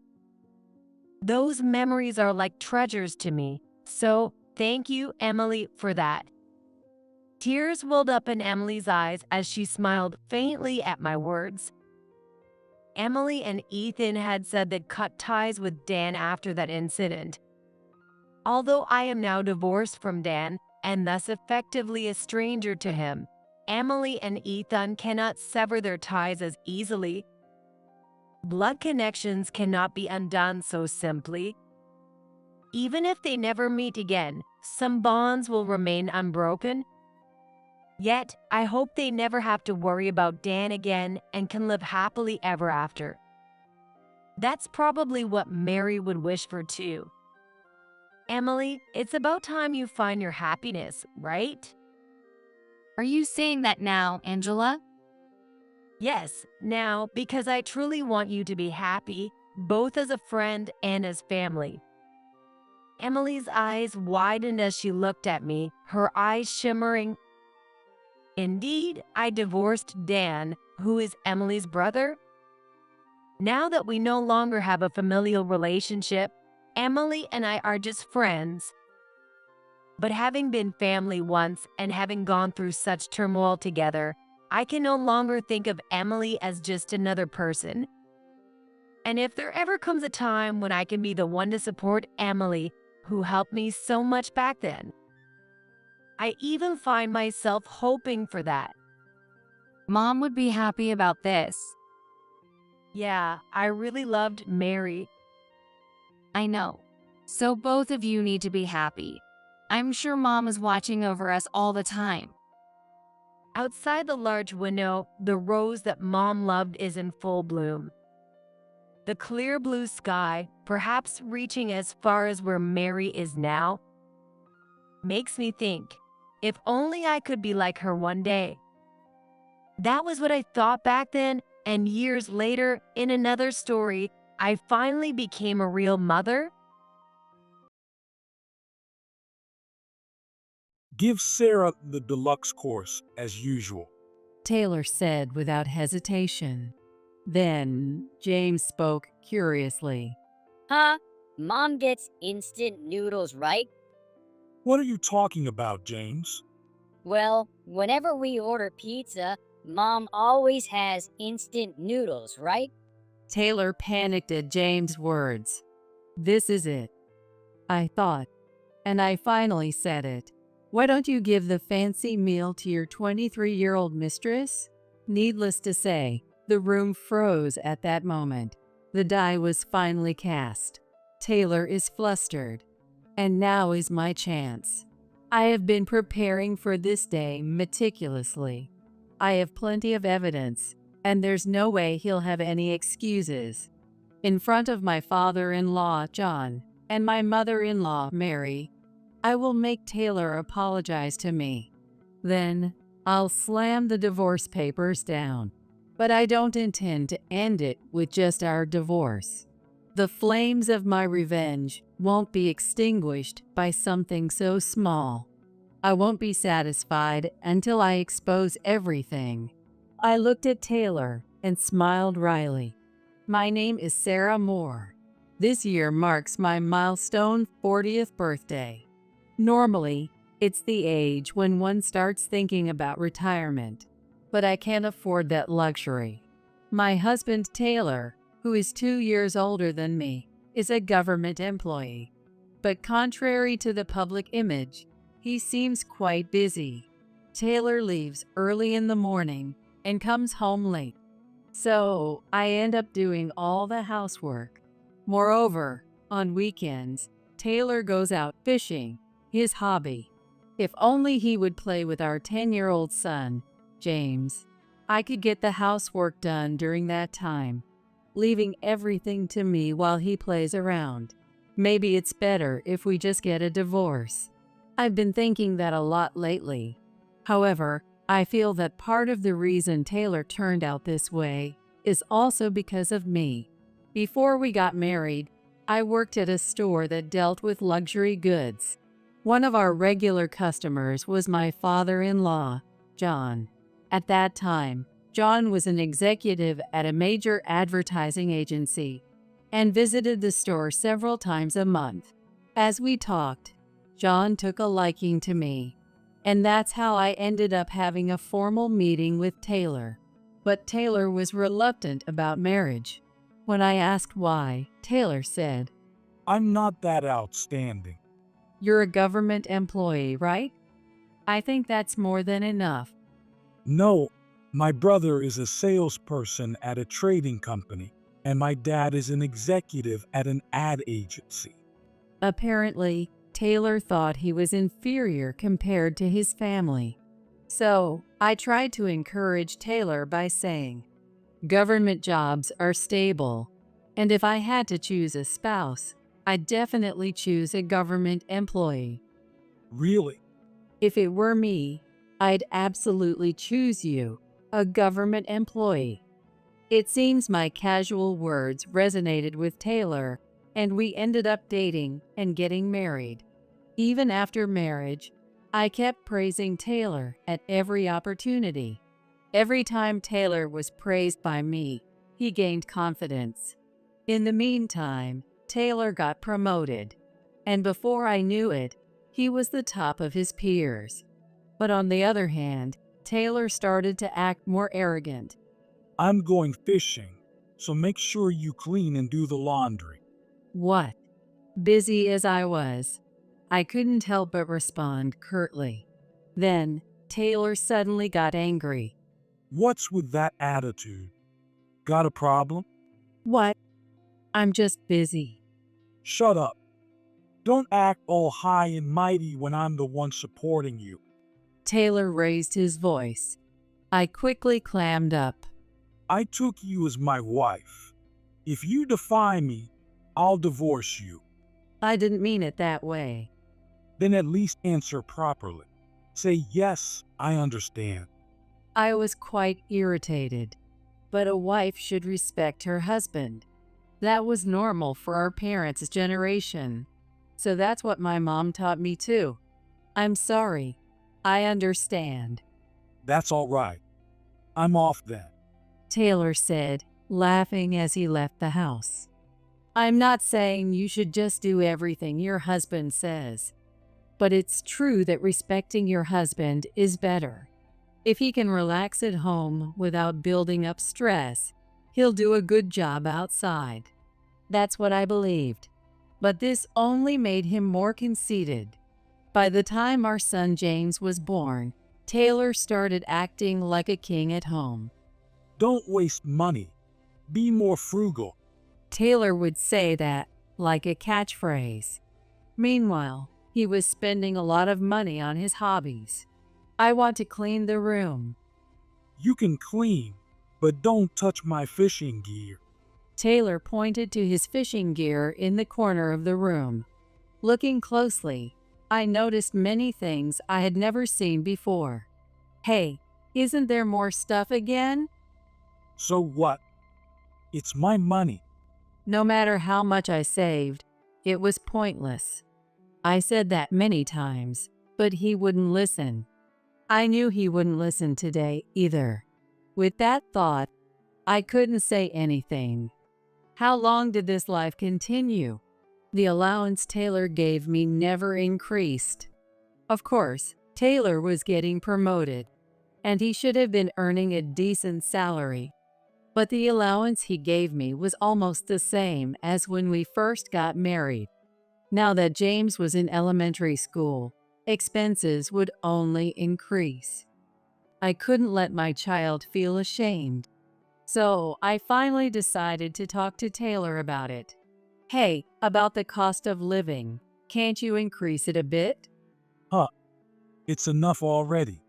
But I want to send James to tutoring, and he's growing, so he need more for clothes too. I gave Taylor many reasons that should convince him, but Taylor just snorted. I don't care. You just need to save more. It's already at the limit, for James's sake. Shut up. Then you get a job. Taylor shouted. I was shocked and asked back, get a job? Me? Yeah. If you say it's for James, then you can at least get a job, right? I pondered over Taylor's words. I used to work before we got married, so I had no resistance to working. But everything is different now. Back then, I lived alone and could do housework on my days off. But now, that's not possible. If I slack off, it would inconvenience James too. What's the matter? Were you all talk about doing it for James? Taylor smirked. I got angry and retorted, fine, I'll get a job. You can do whatever job you want, but don't slack off on housework. That's the condition. I get it. It felt like a heated exchange. I declared loudly. After that, I started a part-time job at a supermarket, but I couldn't work long hours. I needed to have enough time for housework so Taylor wouldn't complain. Even a few hours of part-time work significantly helped our finances. I focused on both housework and my part-time job. One such weekend, James came up to me while I was doing the laundry. Mom, what's for lunch? Is it that time already? It was just past 11:30 a.m. James, being a growing boy, must be hungry by now. All right, I'll get it ready. What do you want to eat? Pizza. That might be difficult. I thought. But Taylor chimed in. How about we order in? Really? Yay. James jumped up in excitement. I hurriedly tried to stop Taylor. Wait a minute. Pizza? What? Do you have something to say? Well, it's just. I couldn't tell James that it was too extravagant, so I hesitated. But Taylor, seemingly oblivious to my concerns, continued with a grin. Then you can have instant noodles. We'll order the pizza. That's not what I meant. Shut up. Just do the housework and keep quiet. Taylor cut me off. That left me speechless. In the end, Taylor only ordered pizza for himself and James. He placed a cup of instant noodles in front of me and started eating the pizza right in front of me. It was humiliating, but I didn't want to argue in front of James. I watched James enjoying the pizza with a strained smile. From that day on, I stopped thinking of Taylor as my husband. He was just a roommate, someone I stayed with for James's sake. I want to get a divorce once James grows up. That's how I started thinking. But it wasn't all bad. I could now speak my mind to Taylor, something I had been holding back. About tomorrow, Sunday, I have to work. What? I have plans to go fishing. You expect James to stay home alone? You can take him with you. Is there a problem with that? When I asked, Taylor stammered. Of course, if it were a company event, it might be inconvenient. But Taylor is a government employee. Basically, government employees are prohibited from hosting events. So even if Taylor had someone with him, it shouldn't be a problem. Well, it's just. Some colleagues are coming. Your boss? Colleagues? Either way, they should understand if you explain. When I pressed, Taylor fell silent. In that moment, I realized, oh, he must be planning to meet his mistress. Though I thought that, I didn't say it out loud. If you can't explain, I can talk to them for you. No, that's okay. I'll handle it. His panic confirmed it. He was definitely cheating. I was sure of it. But confronting him now would only lead to evasion. I decided to play dumb. All right, make sure to greet them properly. And don't forget to give them a gift. Why? Because it's polite. Give something the wife of your colleague likes. I implied I thought his companion was male. Taylor's face lit up. Oh, sure, I'll do that. Good. That helps. I turned away from Taylor, thinking, now I have a reason for our divorce. After that, I secretly installed cameras in various places. I installed a camera disguised as a car charger in Taylor's car and placed a USB adapter camera inside the house. Of course, the evidence of his cheating should be captured by the USB car charger camera. I plan to use that footage to request a behavior investigation. That's what I was thinking. I also hoped that the indoor camera would capture Taylor's verbal abuse towards me. But that might not happen much. Our conversations had drastically reduced. At one point, he often told me to save money, but he rarely said it lately. Maybe it's because I started working part-time and stopped mentioning household expenses to Taylor. We're not flush with money, but it's not bad enough to complain like before. I figured it was better to stay silent than say something and get snapped at. But the verbal abuse didn't stop entirely. Sometimes he'd say things like this. Is dinner ready yet? Sorry, I'm a bit late because of work. What? Are you kidding me? If you can't do the housework, don't bother with a part-time job. I couldn't respond to Taylor's words. He also said things like, Take out this trash. Oh, sure. What's inside? Does it matter? Taylor raised his voice. I flinched, but still asked. We need to sort it properly. It's old fishing gear. You sort it and throw it out. Got it? He stomped his foot in frustration. I nodded quietly, flinching at the sound. Although this happened a few times, Taylor's outbursts had significantly decreased. Capturing those few instances on camera was a big win. It's enough to push for a divorce. Now, I just need the right timing. Is there a good opportunity? I was always thinking about that. Then one day, sometime later, we were invited to dinner by John. Even though it was a family gathering, the in-laws and Taylor's brother and his wife would be there. I couldn't help but feel uneasy. Honestly, I wanted to decline. But meeting the in-laws was a rare chance. If I brought up the divorce there, Taylor would have to take me seriously. With that thought, I accepted John's invitation. Then, on the day of the dinner, Taylor, James, and I headed to a designated restaurant. It was a high-end restaurant we had never been to before. Oh, Taylor and Sarah. Over here. Hi, John. Thanks for inviting us. We greeted them at our first reunion in a long time. Once we were seated, the dinner started. The dinner was to celebrate Taylor's brother's promotion. Apparently, he was promoted to department head. After offering our congratulations, the waiter came to take our order. Give Sarah the deluxe course as usual. Taylor said without hesitation. Then, James spoke curiously. Huh? Mom gets instant noodles, right? What are you talking about, James? Well, whenever we order pizza, Mom always has instant noodles, right? Taylor panicked at James' words. This is it, I thought, and I finally said it.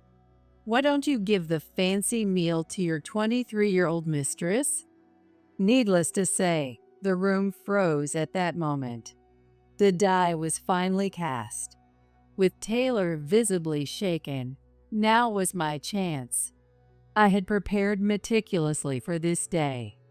I had plenty of evidence and wouldn't let him make any excuses. In front of my father-in-law, John, and my mother-in-law, Mary, I will make Taylor apologize to me. Then, I'd slam the divorce papers down. But I didn't plan to stop at just divorce.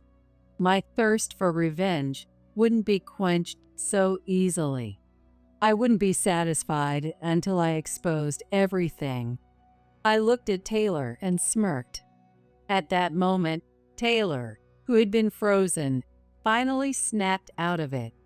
He pointed at me and shouted, What are you talking about? Mistress? Stop spouting nonsense. Really? If you don't understand, should I show you some clear evidence? I stood up forcefully. John tried to calm me down. Sarah, please calm down. When I looked back at John, his face was bright red. He seemed very angry. I couldn't disregard John's feelings. I took a deep breath and nodded.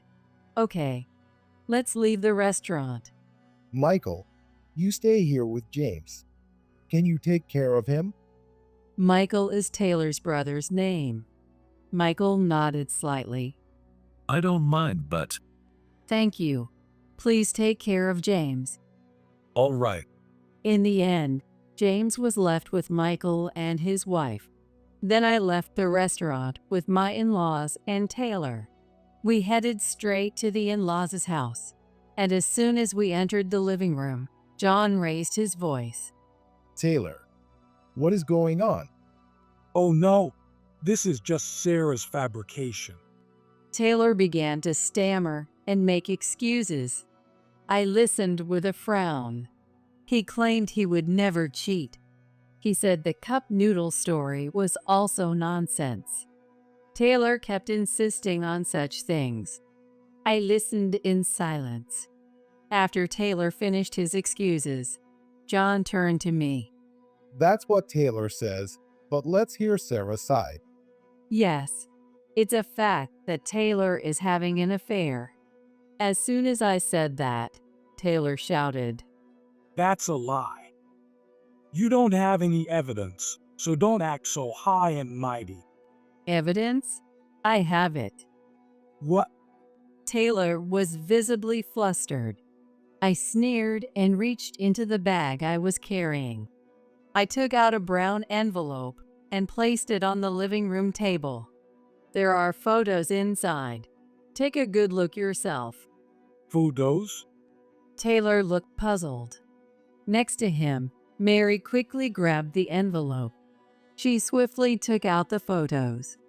They were pictures of Taylor and a woman looking very intimate. Oh my, they look quite close. Despite her words, there was no smile in Mary's eyes. Mary handed the photos to John. Indeed. John glanced at the photos and then looked at Taylor. He thrust the photos at Taylor. Taylor glanced at the photos and immediately looked away. Then he began to make excuses. This is just a work associate. I wasn't cheating. For a work associate, you two look pretty close, don't you think? It was just to keep things smooth at work. That's all. You understand that, right? Taylor shouted, throwing the photos onto the floor. But I had expected as much. I took out another white envelope. I pulled out the photos and showed them to my in-laws and Taylor. These are from a different day, but do you need to get this close with a work associate? The photos showed Taylor and the woman looking at each other like lovers. There was no way he could make excuses for these. Anyone would see them as a couple.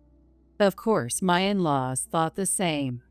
Mary looked at Taylor and asked in a low voice, You can't excuse this. Were you having an affair? Oh, well, Answer clearly. Taylor flinched at Mary's loud, firm voice.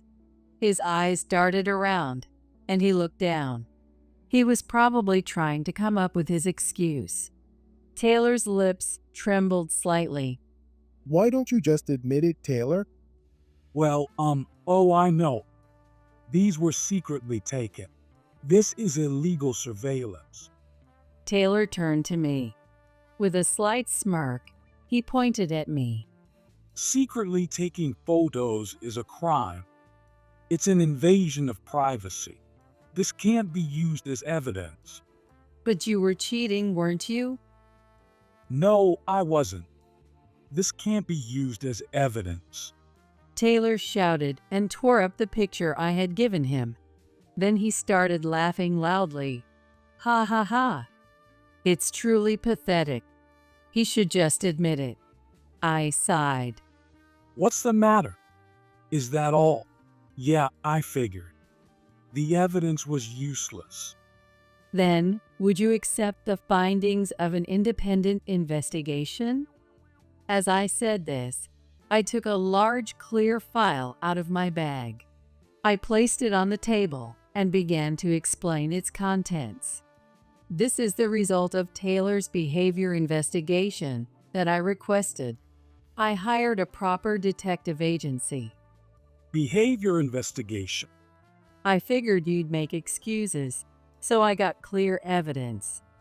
When confronted with hidden camera footage of an affair, most people admit to cheating. However, some, like Taylor, claim it's an invasion of privacy. That's when third-party evidence comes in handy. It's more convincing because it comes from an uninvolved party. So, do you still have excuses? I asked, and Taylor collapsed to the floor.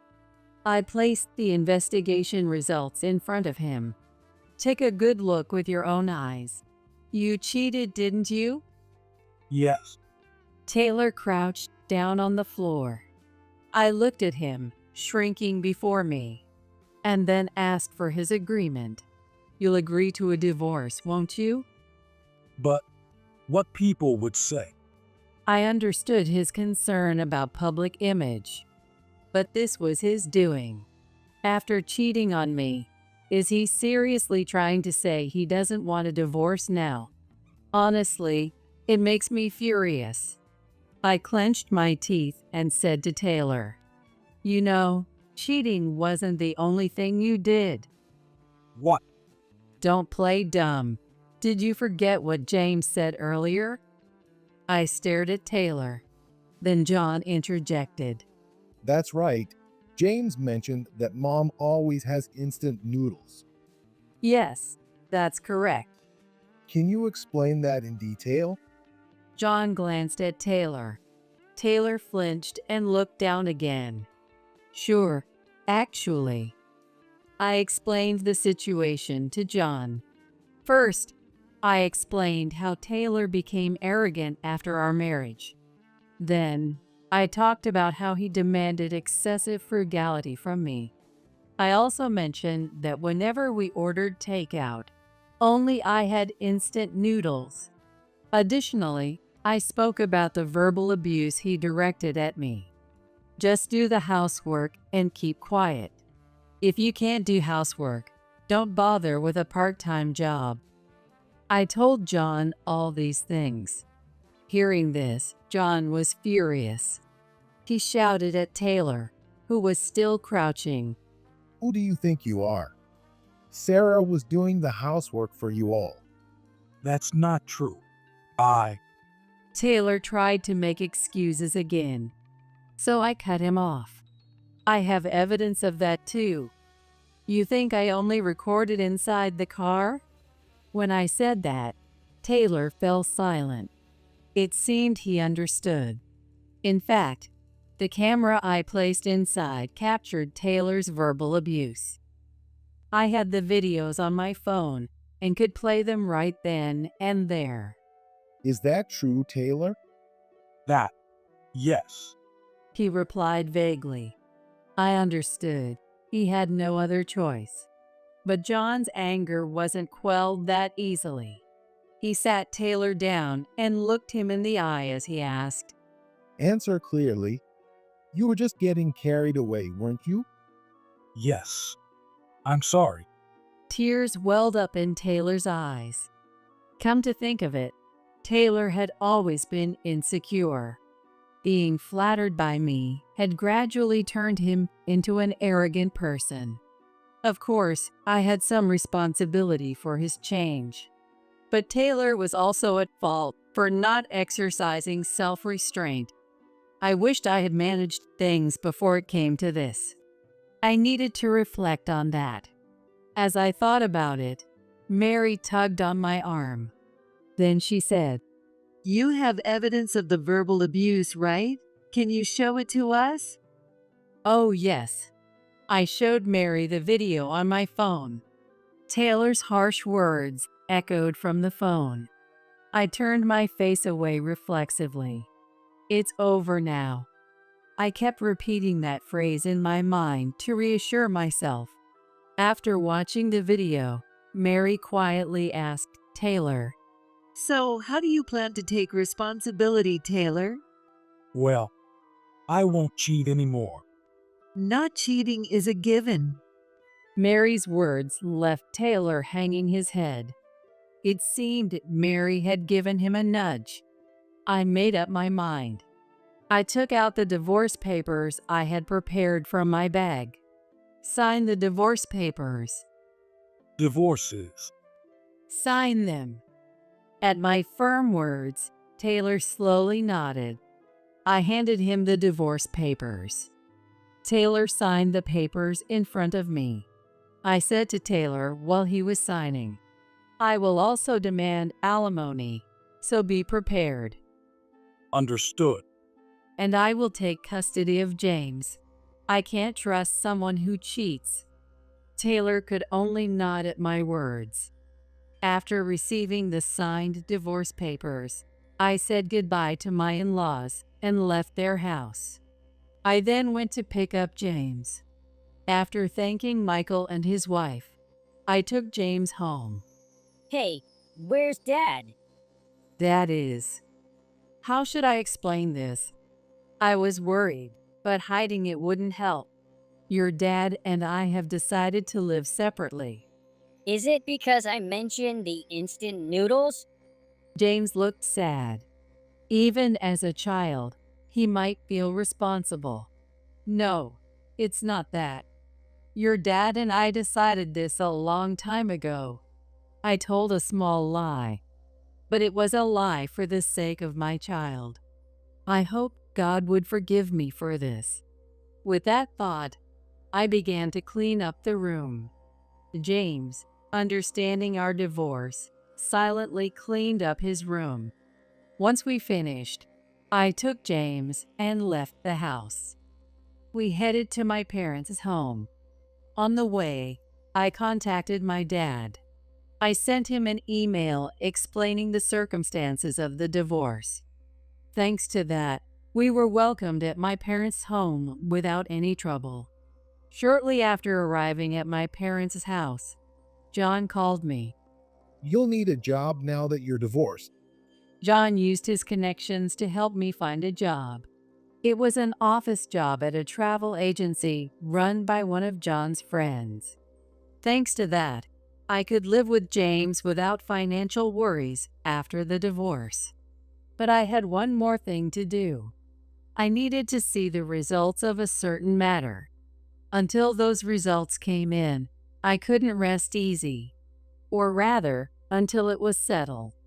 It should be settled in a few weeks, right? Muttering to myself, I focused on my work. Then, a few weeks later, my phone rang just as I finished work. I answered the phone without checking the caller. Hello? Just as I started to speak, a loud voice cut me off. Help me, Sarah. Oh, Taylor? Yes, help me. You're my only hope, Sarah. Hearing those words, I realized it's finally over. But I pretended to know nothing and asked Taylor about the situation. What's wrong? Why are you so panicked? It's really bad. I might get arrested. Not might.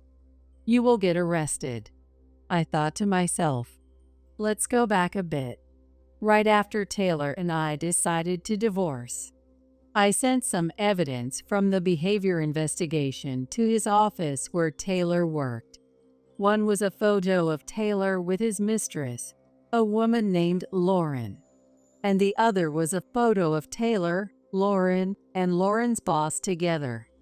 Lauren worked for a local construction company, and Taylor was in the city's civil engineering department. In other words, Taylor's claim that she was a work associate wasn't entirely a lie. However, Taylor was on the side awarding city road work contracts, and Lauren's company was the one receiving those contracts. You can see where this is going. They were both engaged in illegal activities. Lauren was dating Taylor to get information about the prices for city road maintenance and repair work. In return, Taylor received various items from her. The investigation revealed he received gift certificates and fishing gear, among other things. There might have been other items, but I didn't know for sure. Regardless, I was confident in my suspicions, so when I requested the investigation, I said, I think he's accepting bribes. Please look into that as well. I was certain, but I had no evidence to show others. So I had the investigator look into it as part of the behavior check. As expected, the results were incriminating. Taylor had indeed received goods from Lauren's construction company. So how did I realize this? You might wonder. It was actually by chance. It was shortly after I started recording Taylor's verbal abuse. Taylor once told me, throw out this trash. When I asked what was inside, he said it was old fishing gear. That struck me as odd. For instance, if he had said to throw out broken fishing gear, I wouldn't have thought much of it. However, he said to throw out old fishing gear, which struck me as odd. Fishing gear can be cheap, but some of it is quite expensive. Also, there are many stores that buy used fishing gear. Taylor was so stingy with money that he made me save money. Maybe it was because he was paying a tribute to Lauren. Having money is always better than not. That's what Taylor would have thought. So, it struck me as strange that he didn't sell the old fishing gear. If he wasn't selling it, maybe he couldn't sell it. There must have been a reason he didn't want anyone to know. Thinking along those lines, I came to one conclusion. Maybe Taylor had obtained the new fishing gear in a way he couldn't openly admit. Of course, this alone didn't point to bribery. But then, the camera inside the house provided the decisive evidence.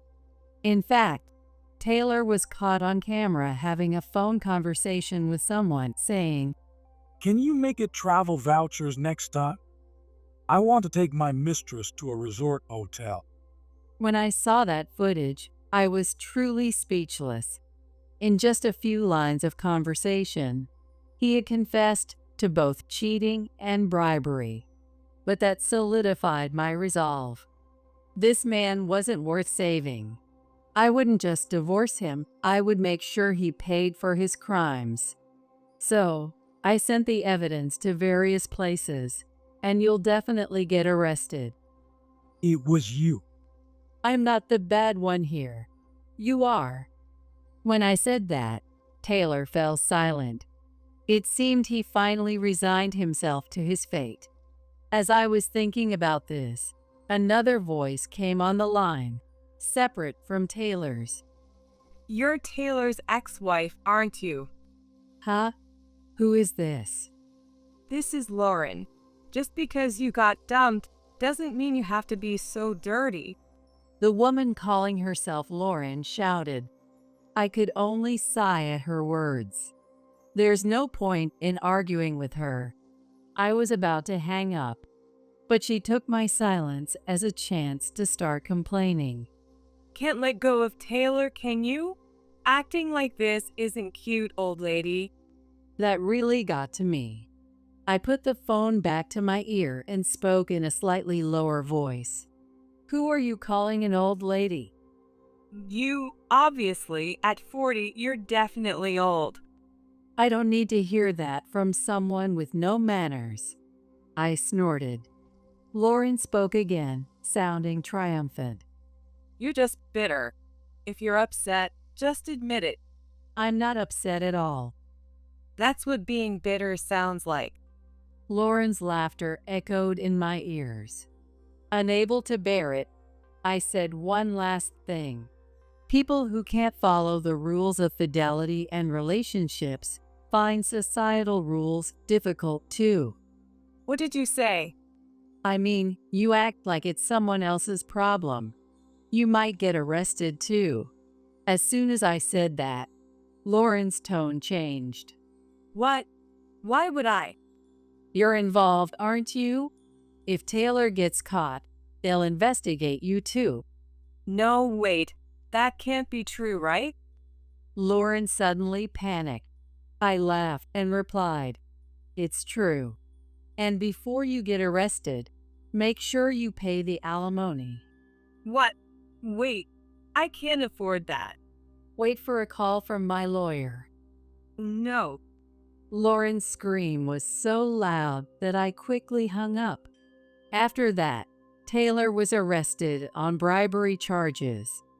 Lauren's company was also under investigation. What happens to Lauren is still unknown, but it seems she's being questioned. In any case, as long as she pays the alimony, I don't care what happens to her. After Taylor was arrested, John called me. We've decided to move to the countryside. After Taylor's arrest, rumors spread in the neighborhood. So they decided to move to the rural town where John's brother's wife, Emily, is from. Of course, Michael and his wife were moving too. When I heard this, I felt a bit sorry. However, Michael had always planned to take over Emily's family's farm eventually. This just sped things up a bit, so don't worry about it. That's what Michael told me. I have my thoughts, but I respect their decision.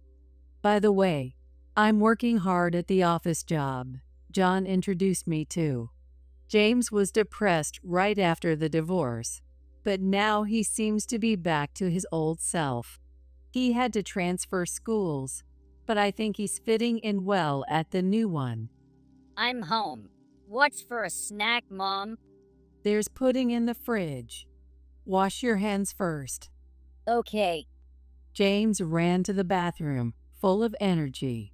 I asked him, "How about visiting Grandpa and Grandma during the summer vacation?" Grandpa refers to John.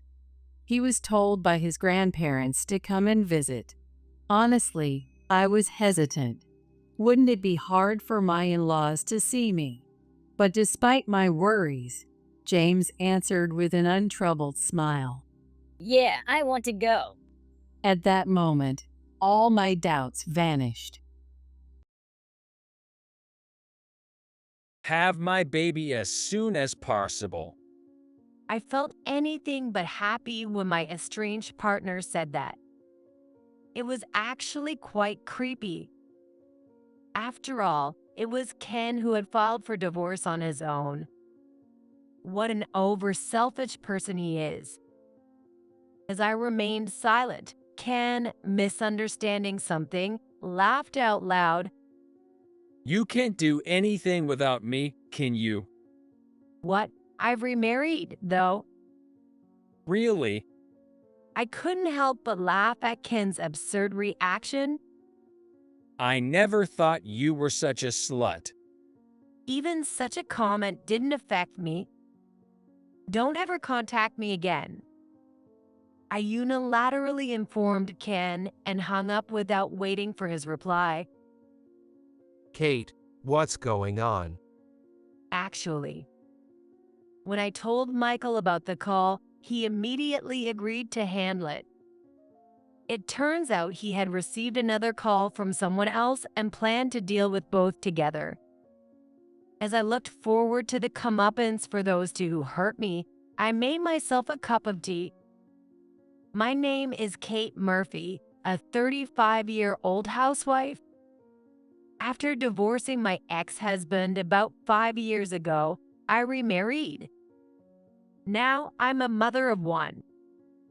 Since my marriage to my ex-husband was awful, I feel very happy now. I met my ex-husband, Ken, at a trading company reception where he approached me and we started dating. Many people around me were having arranged marriages, but my parents, having an only daughter, supported my relationship with Ken, wanting me to have a love marriage. After getting my parents' approval, we quickly got engaged and married within a year of dating. Ken was a bit bossy, but generally kind, and our married life went smoothly at first.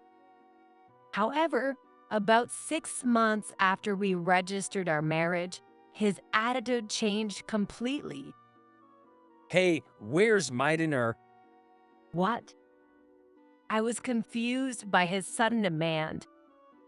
Until yesterday, it had been, "What's for dinner today?" or "What shall we eat for dinner?" As I wondered what to respond, Ken raised his voice in irritation. I'm hungry. Hurry up and get me something to eat. But I haven't prepared anything yet. Hey, you're useless. Forget it. Where are you going? He ignored me and quickly left the house. I stared dumbfounded at the door he had slammed shut. Did I do something wrong? I racked my brain over recent events, but couldn't figure it out. Eventually, Ken came back the next morning, took a shower immediately, and holed up in the bedroom. It was actually my birthday that day, and we had planned to go out to eat, but I couldn't bring myself to mention it and started doing housework. Hey, the vacuum cleaner is too noisy. Are you trying to annoy me? No, that's not it. Look, we're not going out today, so I thought I'd clean up. Not going out is your fault. I have a headache, so keep it down. I'm sorry. Looking back, it's clear that Ken was to blame, but at the time, I believed I was at fault for upsetting him. And as Ken realized that, he became even more tyrannical. Your cooking is terrible. Make it again. Are you serious? Got a problem with that? No, not at all. I'm sorry.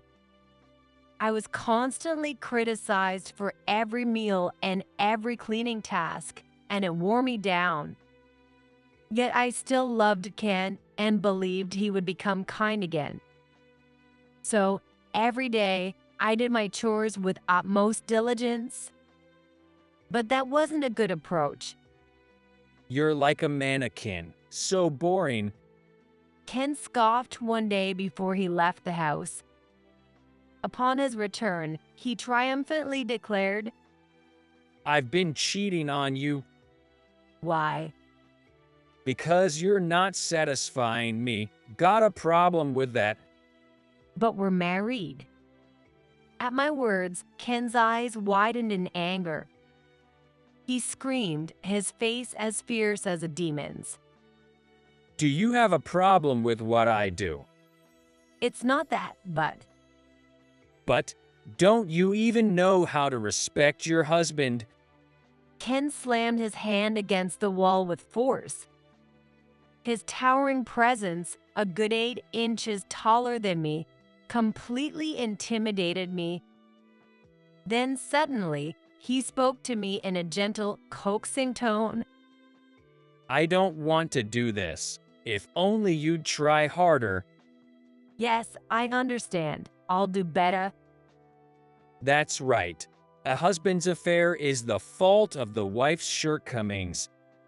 Hearing that, I truly felt it was my fault and nodded. From then on, whenever Ken was displeased, he'd lash out at things. And afterwards, he'd always soothe me in that gentle voice. I'm doing this for you. I was utterly trapped by Ken's words, convinced that everything was my fault, that I was inadequate. Then one day, Ken brought home a young woman. She's pregnant with my baby. From today, she'll live here with me. What do you mean? Not understanding, I asked again, to which the woman replied smugly, I'm pregnant with Ken's baby, so you're no longer needed. I married Ken, and from today, I live here. Excuse me. Even being told she was moving in, I couldn't grasp the situation. Pregnant? Married? All these revelations hit me all at once, leaving me completely confused. I was the one married to Ken. We hadn't divorced, so why was this woman saying she was married to Ken? Ken started explaining the answer to me loudly. I'm tired of you, and I filed for divorce. Mary signed on your behalf, so you should thank her. Thank? How am I supposed to manage after a divorce like this? I don't care. If you want to stay as a maid, you can stay. Ken sneered and laughed as he said that. That expression was a wake-up call for me. No, thank you. I'll be leaving today. Going back to your parents' house. Make sure you tell them it's your fault, all right? No, I'll tell them everything exactly as it happened. Hey, wait a minute. Ignoring Ken's attempts to stop me, I grabbed my belongings and left the house. When I arrived at my parents' house, they were shocked and asked about the situation. I told them everything, sparing no details. My parents listened to the end and were furious alongside me. Together with my parents, we went straight to the lawyer at my father's company and filed for damages against Ken and Mary. Of course, Ken and Mary refused to pay, but with a divorce filed without my consent and a new marriage already registered, not to mention a baby on the way, they couldn't escape responsibility. Eventually, I claimed $50,000 from Ken and $40,000 from Mary. Since both were paid in full, it seems they had to take out loans, but that was none of my concern. I was alone again and started working.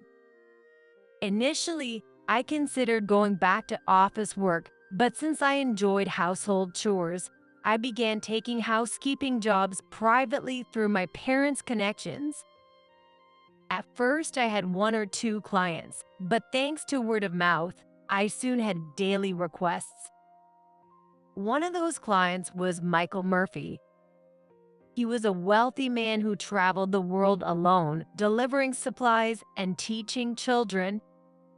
As he was only home a few times a month, he gave me the keys to his house and requested my services. I initially refused, but after repeated requests, I agreed to clean his house a few times a month. Eventually, I was asked to clean while Michael was at home. Michael, who preferred simple things, and I had a lot in common and often had lively conversations. After living this way for about 2 years, Michael said something unexpected. I've fallen for you, Kate. Would you consider dating me with marriage in mind? Really? Michael was handsome and smart, and I thought there must be better women out there for him. I initially refused, but Michael didn't give up and kept inviting me on dates. I still remember how happy he looked when I agreed just once. Eventually, after going on a few dates, Michael formally proposed on our 4th date, and I agreed to start dating him. He quickly introduced me to his parents, openly stating we were dating with marriage in mind. My in-laws were very kind and didn't mind that I was divorced. After dating for a year, we remarried. 2 months later, I discovered I was pregnant. Our marriage was so smooth and peaceful that I quit my job, though reluctantly, to focus on home chores. Michael, already skilled in household work, often helped out. With a child on the way, Michael decided to stay in the U.S. However, he wanted to continue his charitable work, so he founded an organization, became its president, and got it running as a corporation in the U.S. to support children overseas. The happiness of Kate and our child is my top priority. Michael always said, and my parents cherished him too. Compared to my marriage with Ken, my days were now unimaginably peaceful, and I felt truly happy every day. The payments from Ken and Mary were complete, and I rarely thought about the past. But one day, I received an anonymous call on my smartphone. Michael was out for work, and I initially ignored it, but the persistent ringing forced me to answer. Hello. Hello, Kate. May I ask who it is? It's me. Surely, you haven't forgotten, right? His tone made my spine freeze. Could it be? Why is he calling me now after all this time? Is that you, Ken? That's right. You always get it, Kate. I wasn't pleased to be praised like that. I wanted to end the call quickly, so I prompted the main subject. What can I do for you? Such formalities. Ken spoke cheerfully, updating me about various recent events. However, none of it mattered to me. This has nothing to do with me, right? Don't be so sulky. You've reflected by now, haven't you? Reflected? I was utterly confused and repeated the question. Just then, Michael came home. I signaled him with my eyes. At the same moment, Ken, sounding joyful over the phone, broached the main topic. Yay, if you've reflected, let's get back together. Get back together? Come on, have my baby as soon as possible. I wasn't happy to hear this from someone I was no longer connected to. Rather, it was disgusting. Besides, it was Ken who filed for divorce without telling me. What an over-selfish person he is. As I remained silent, Ken, perhaps misunderstanding, laughed out loud. You can't do anything without me, can you? What? I'm already remarried. Really? His ridiculous voice made me burst into laughter. I never thought you were such a slut woman. His words didn't affect me.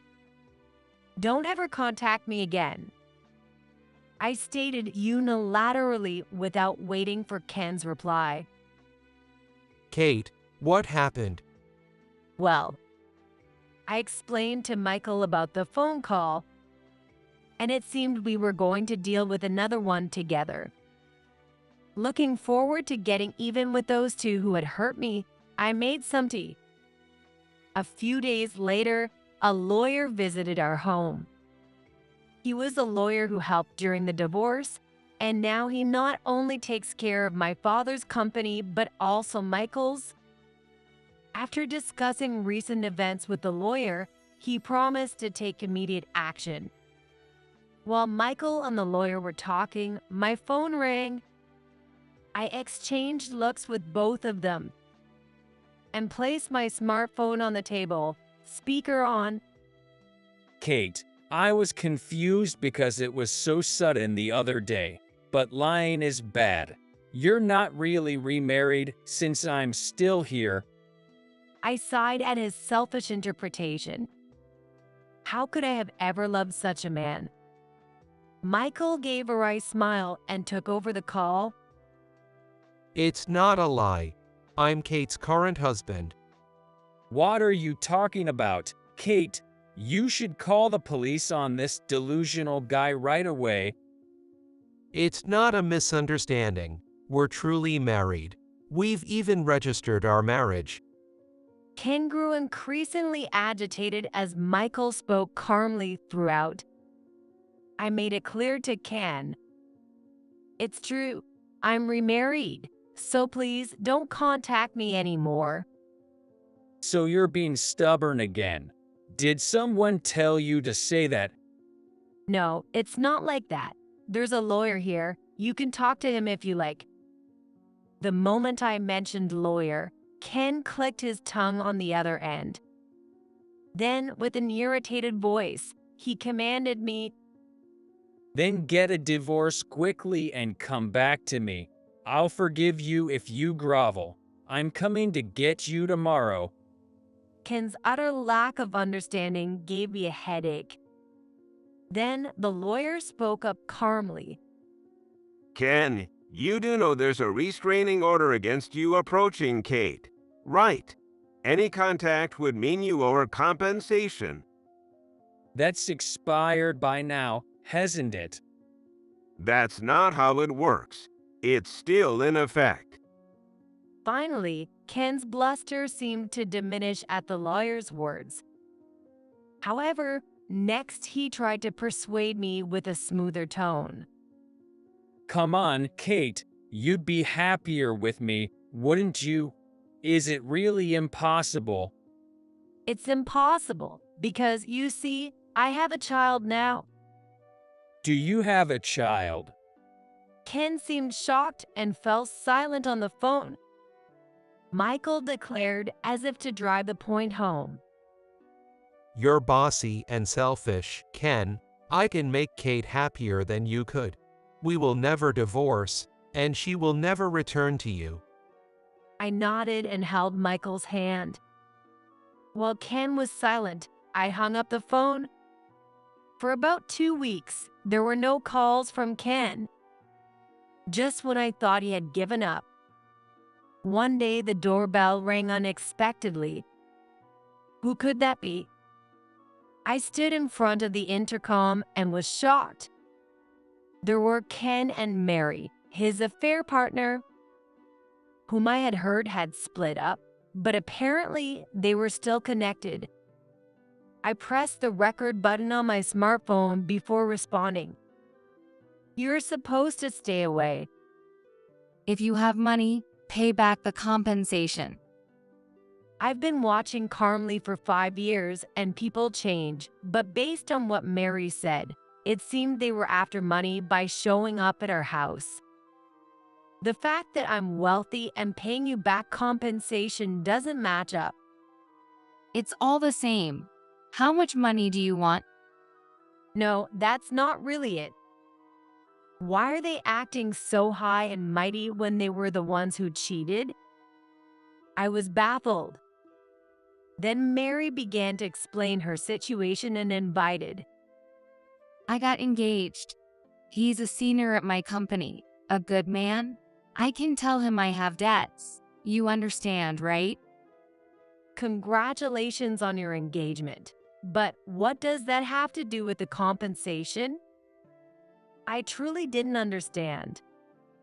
But it seemed my attitude rubbed Mary the wrong way. That's why. I'll forgive the debt part, so just give back the money. You're not struggling with money, are you? I heard you're wealthy. Mary began to scream hysterically, and fear crept up on me. I doubt they can get in because of the auto lock, but what if they forcefully enter through the window?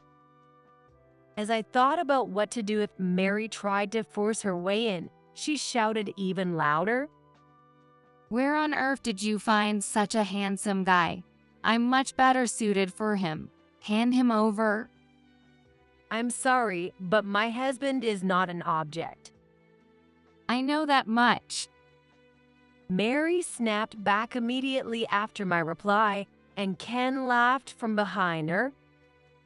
It might have been funny, but it was disrespectful. Then Mary started yelling at Ken. I had no idea you were Pua. This ticked Ken off, and he retorted. You lied about being pregnant too, didn't you? That was a misunderstanding. You were so sure of yourself, though. They completely forgot about my presence and started arguing with each other. The mention of pregnancy from that time was a lie. I felt as if a thorn in my heart had slightly dissolved. Just then, a police officer appeared on the intercom screen. No, this is not it. It's just a small argument, officer. They started making excuses.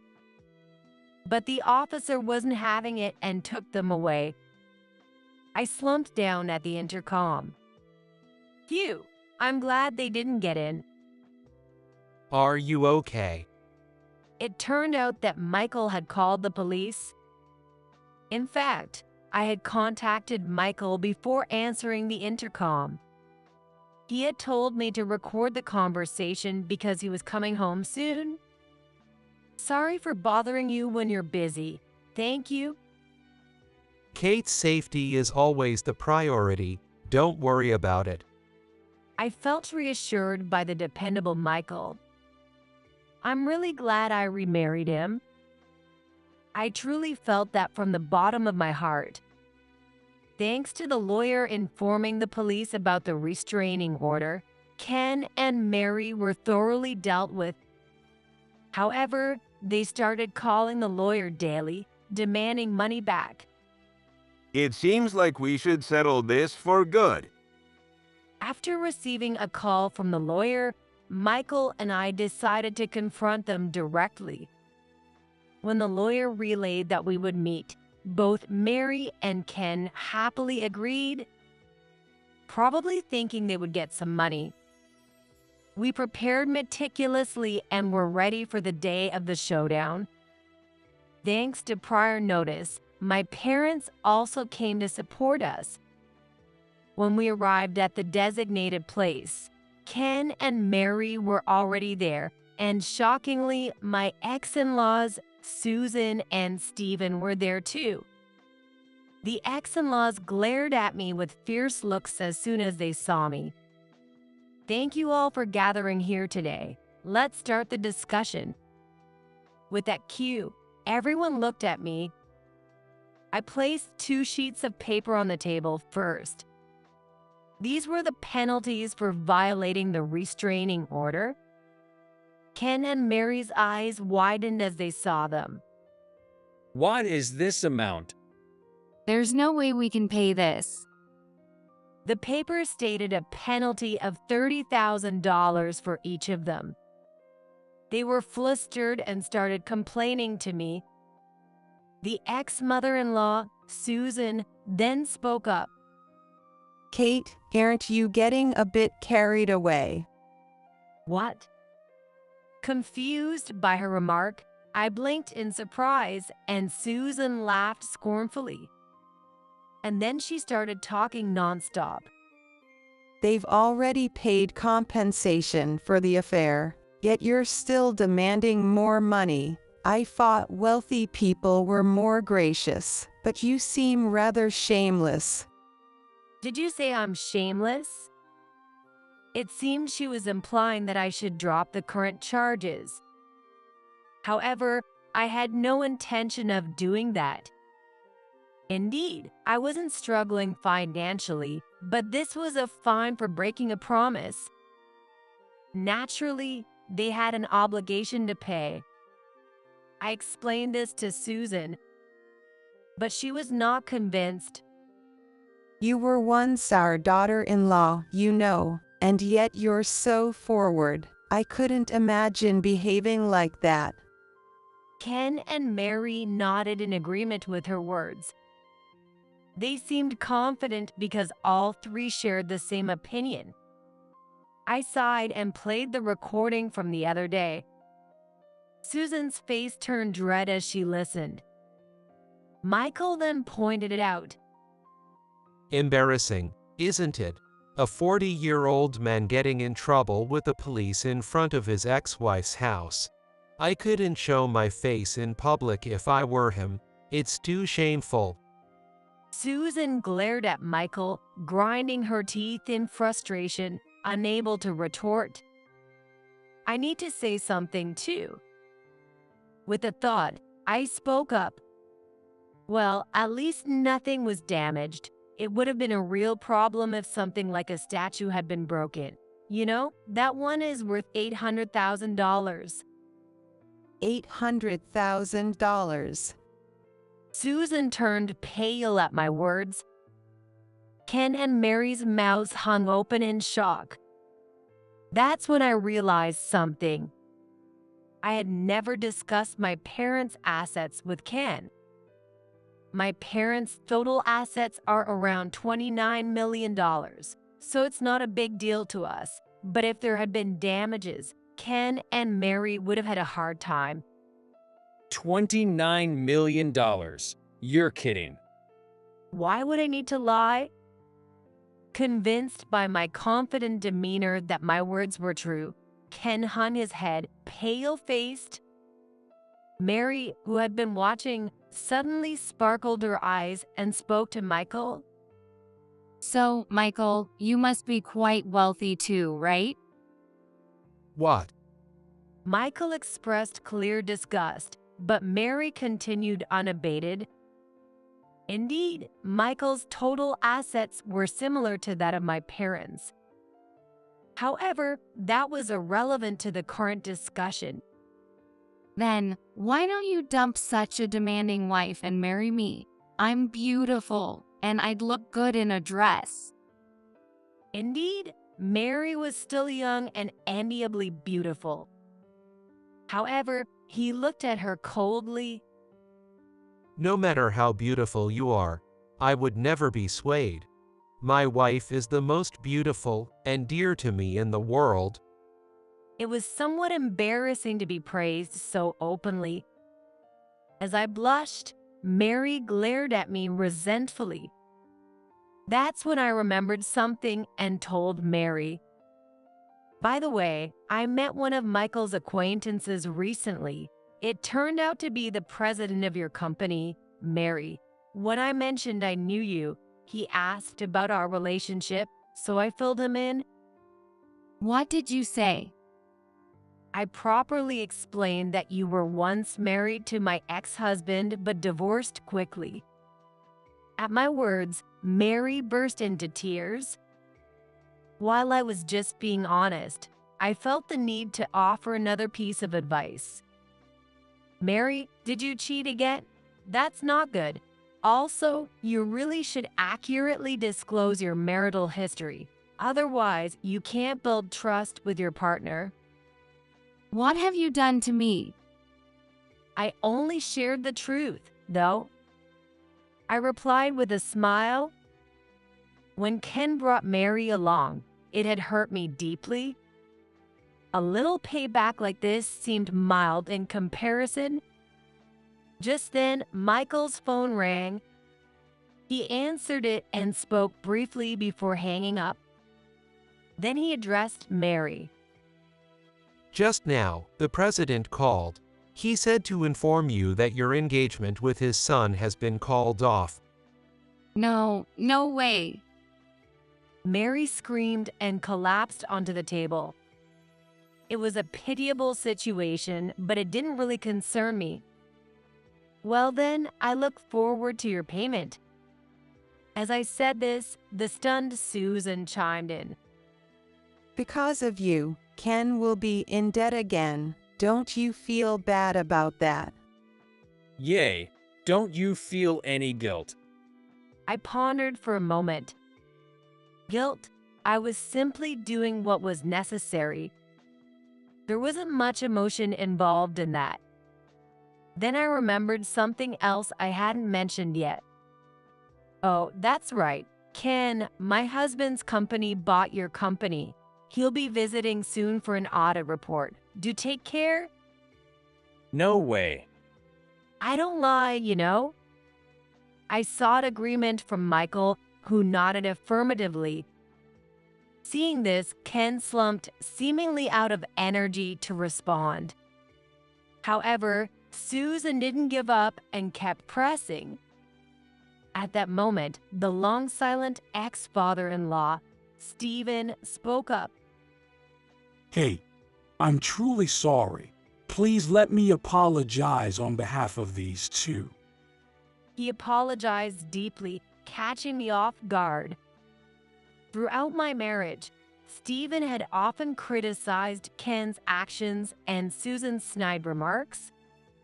It was him who insisted on paying the compensation, even if it meant going into debt. That's why I harbored no ill feelings towards him. Stephen, please don't apologize. It's all right. Let me apologize. As Stephen apologized, Susan looked at him in disbelief.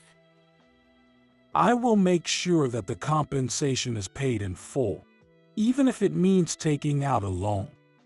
And I am going to divorce Susan. Divorce? Why? I can't stand your nonsense any longer. Susan turned pale and clung to him. But his decision was firm, and she soon realized it was futile and hung her head like Ken, ceasing to argue. Handle the divorce on your end, and we'll be fine as soon as we get the payment signed. Understood. Come on, both of you. Sign it now. Prompted by Stephen's stern voice, Ken and Mary reluctantly signed the payment agreement. Michael, my parents, and I verified the signatures before standing up to leave. Just before exiting the room, my silent parents spoke up. Weren't irreconcilable differences the reason for the divorce? Indeed, our values differ greatly. Therefore, we ask that you no longer involve yourselves with them. Our daughter, whom Ken hurt, is now very happy. If anyone intends to disrupt this happiness, be prepared.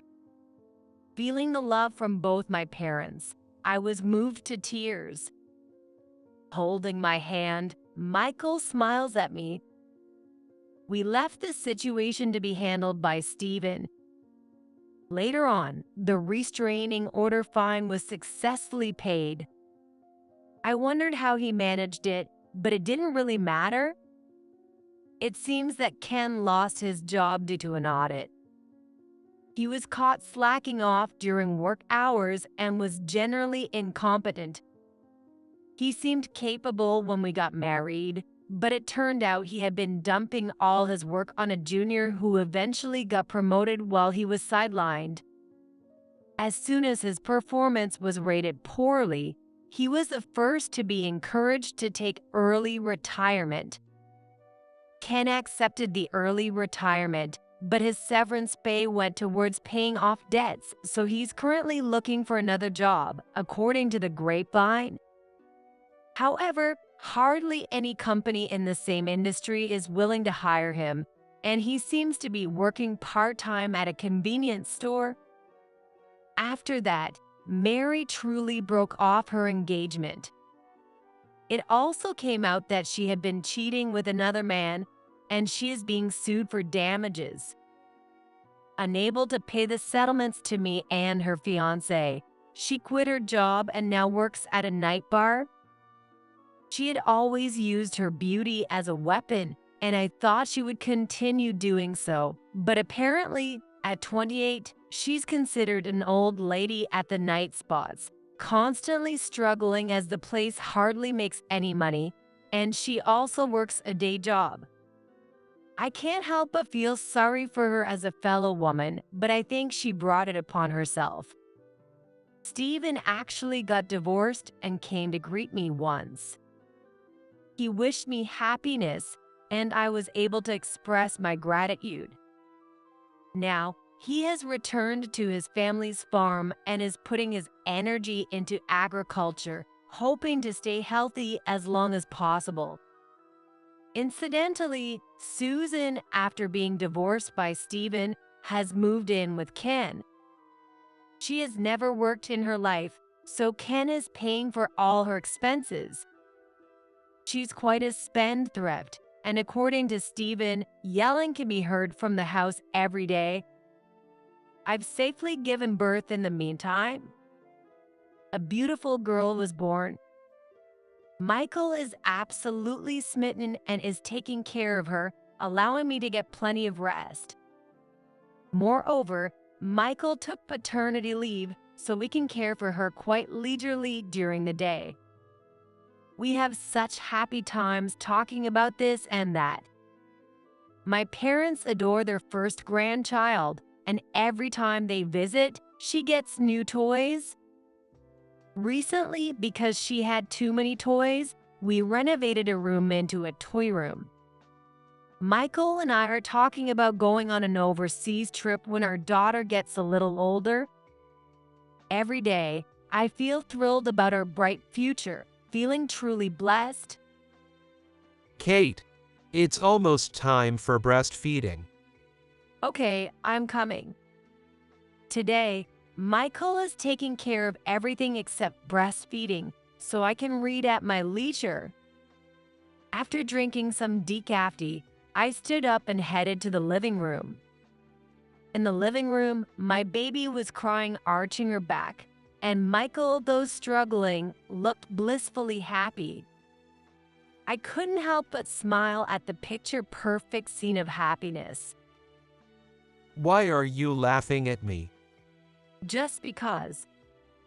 Saying that, I took the baby from Michael and began breastfeeding. I have a feeling that this happiness will continue forever. It's bright outside. Once breastfeeding is over, we should go for a walk, all three of us. I shared this thought with Michael and laughed.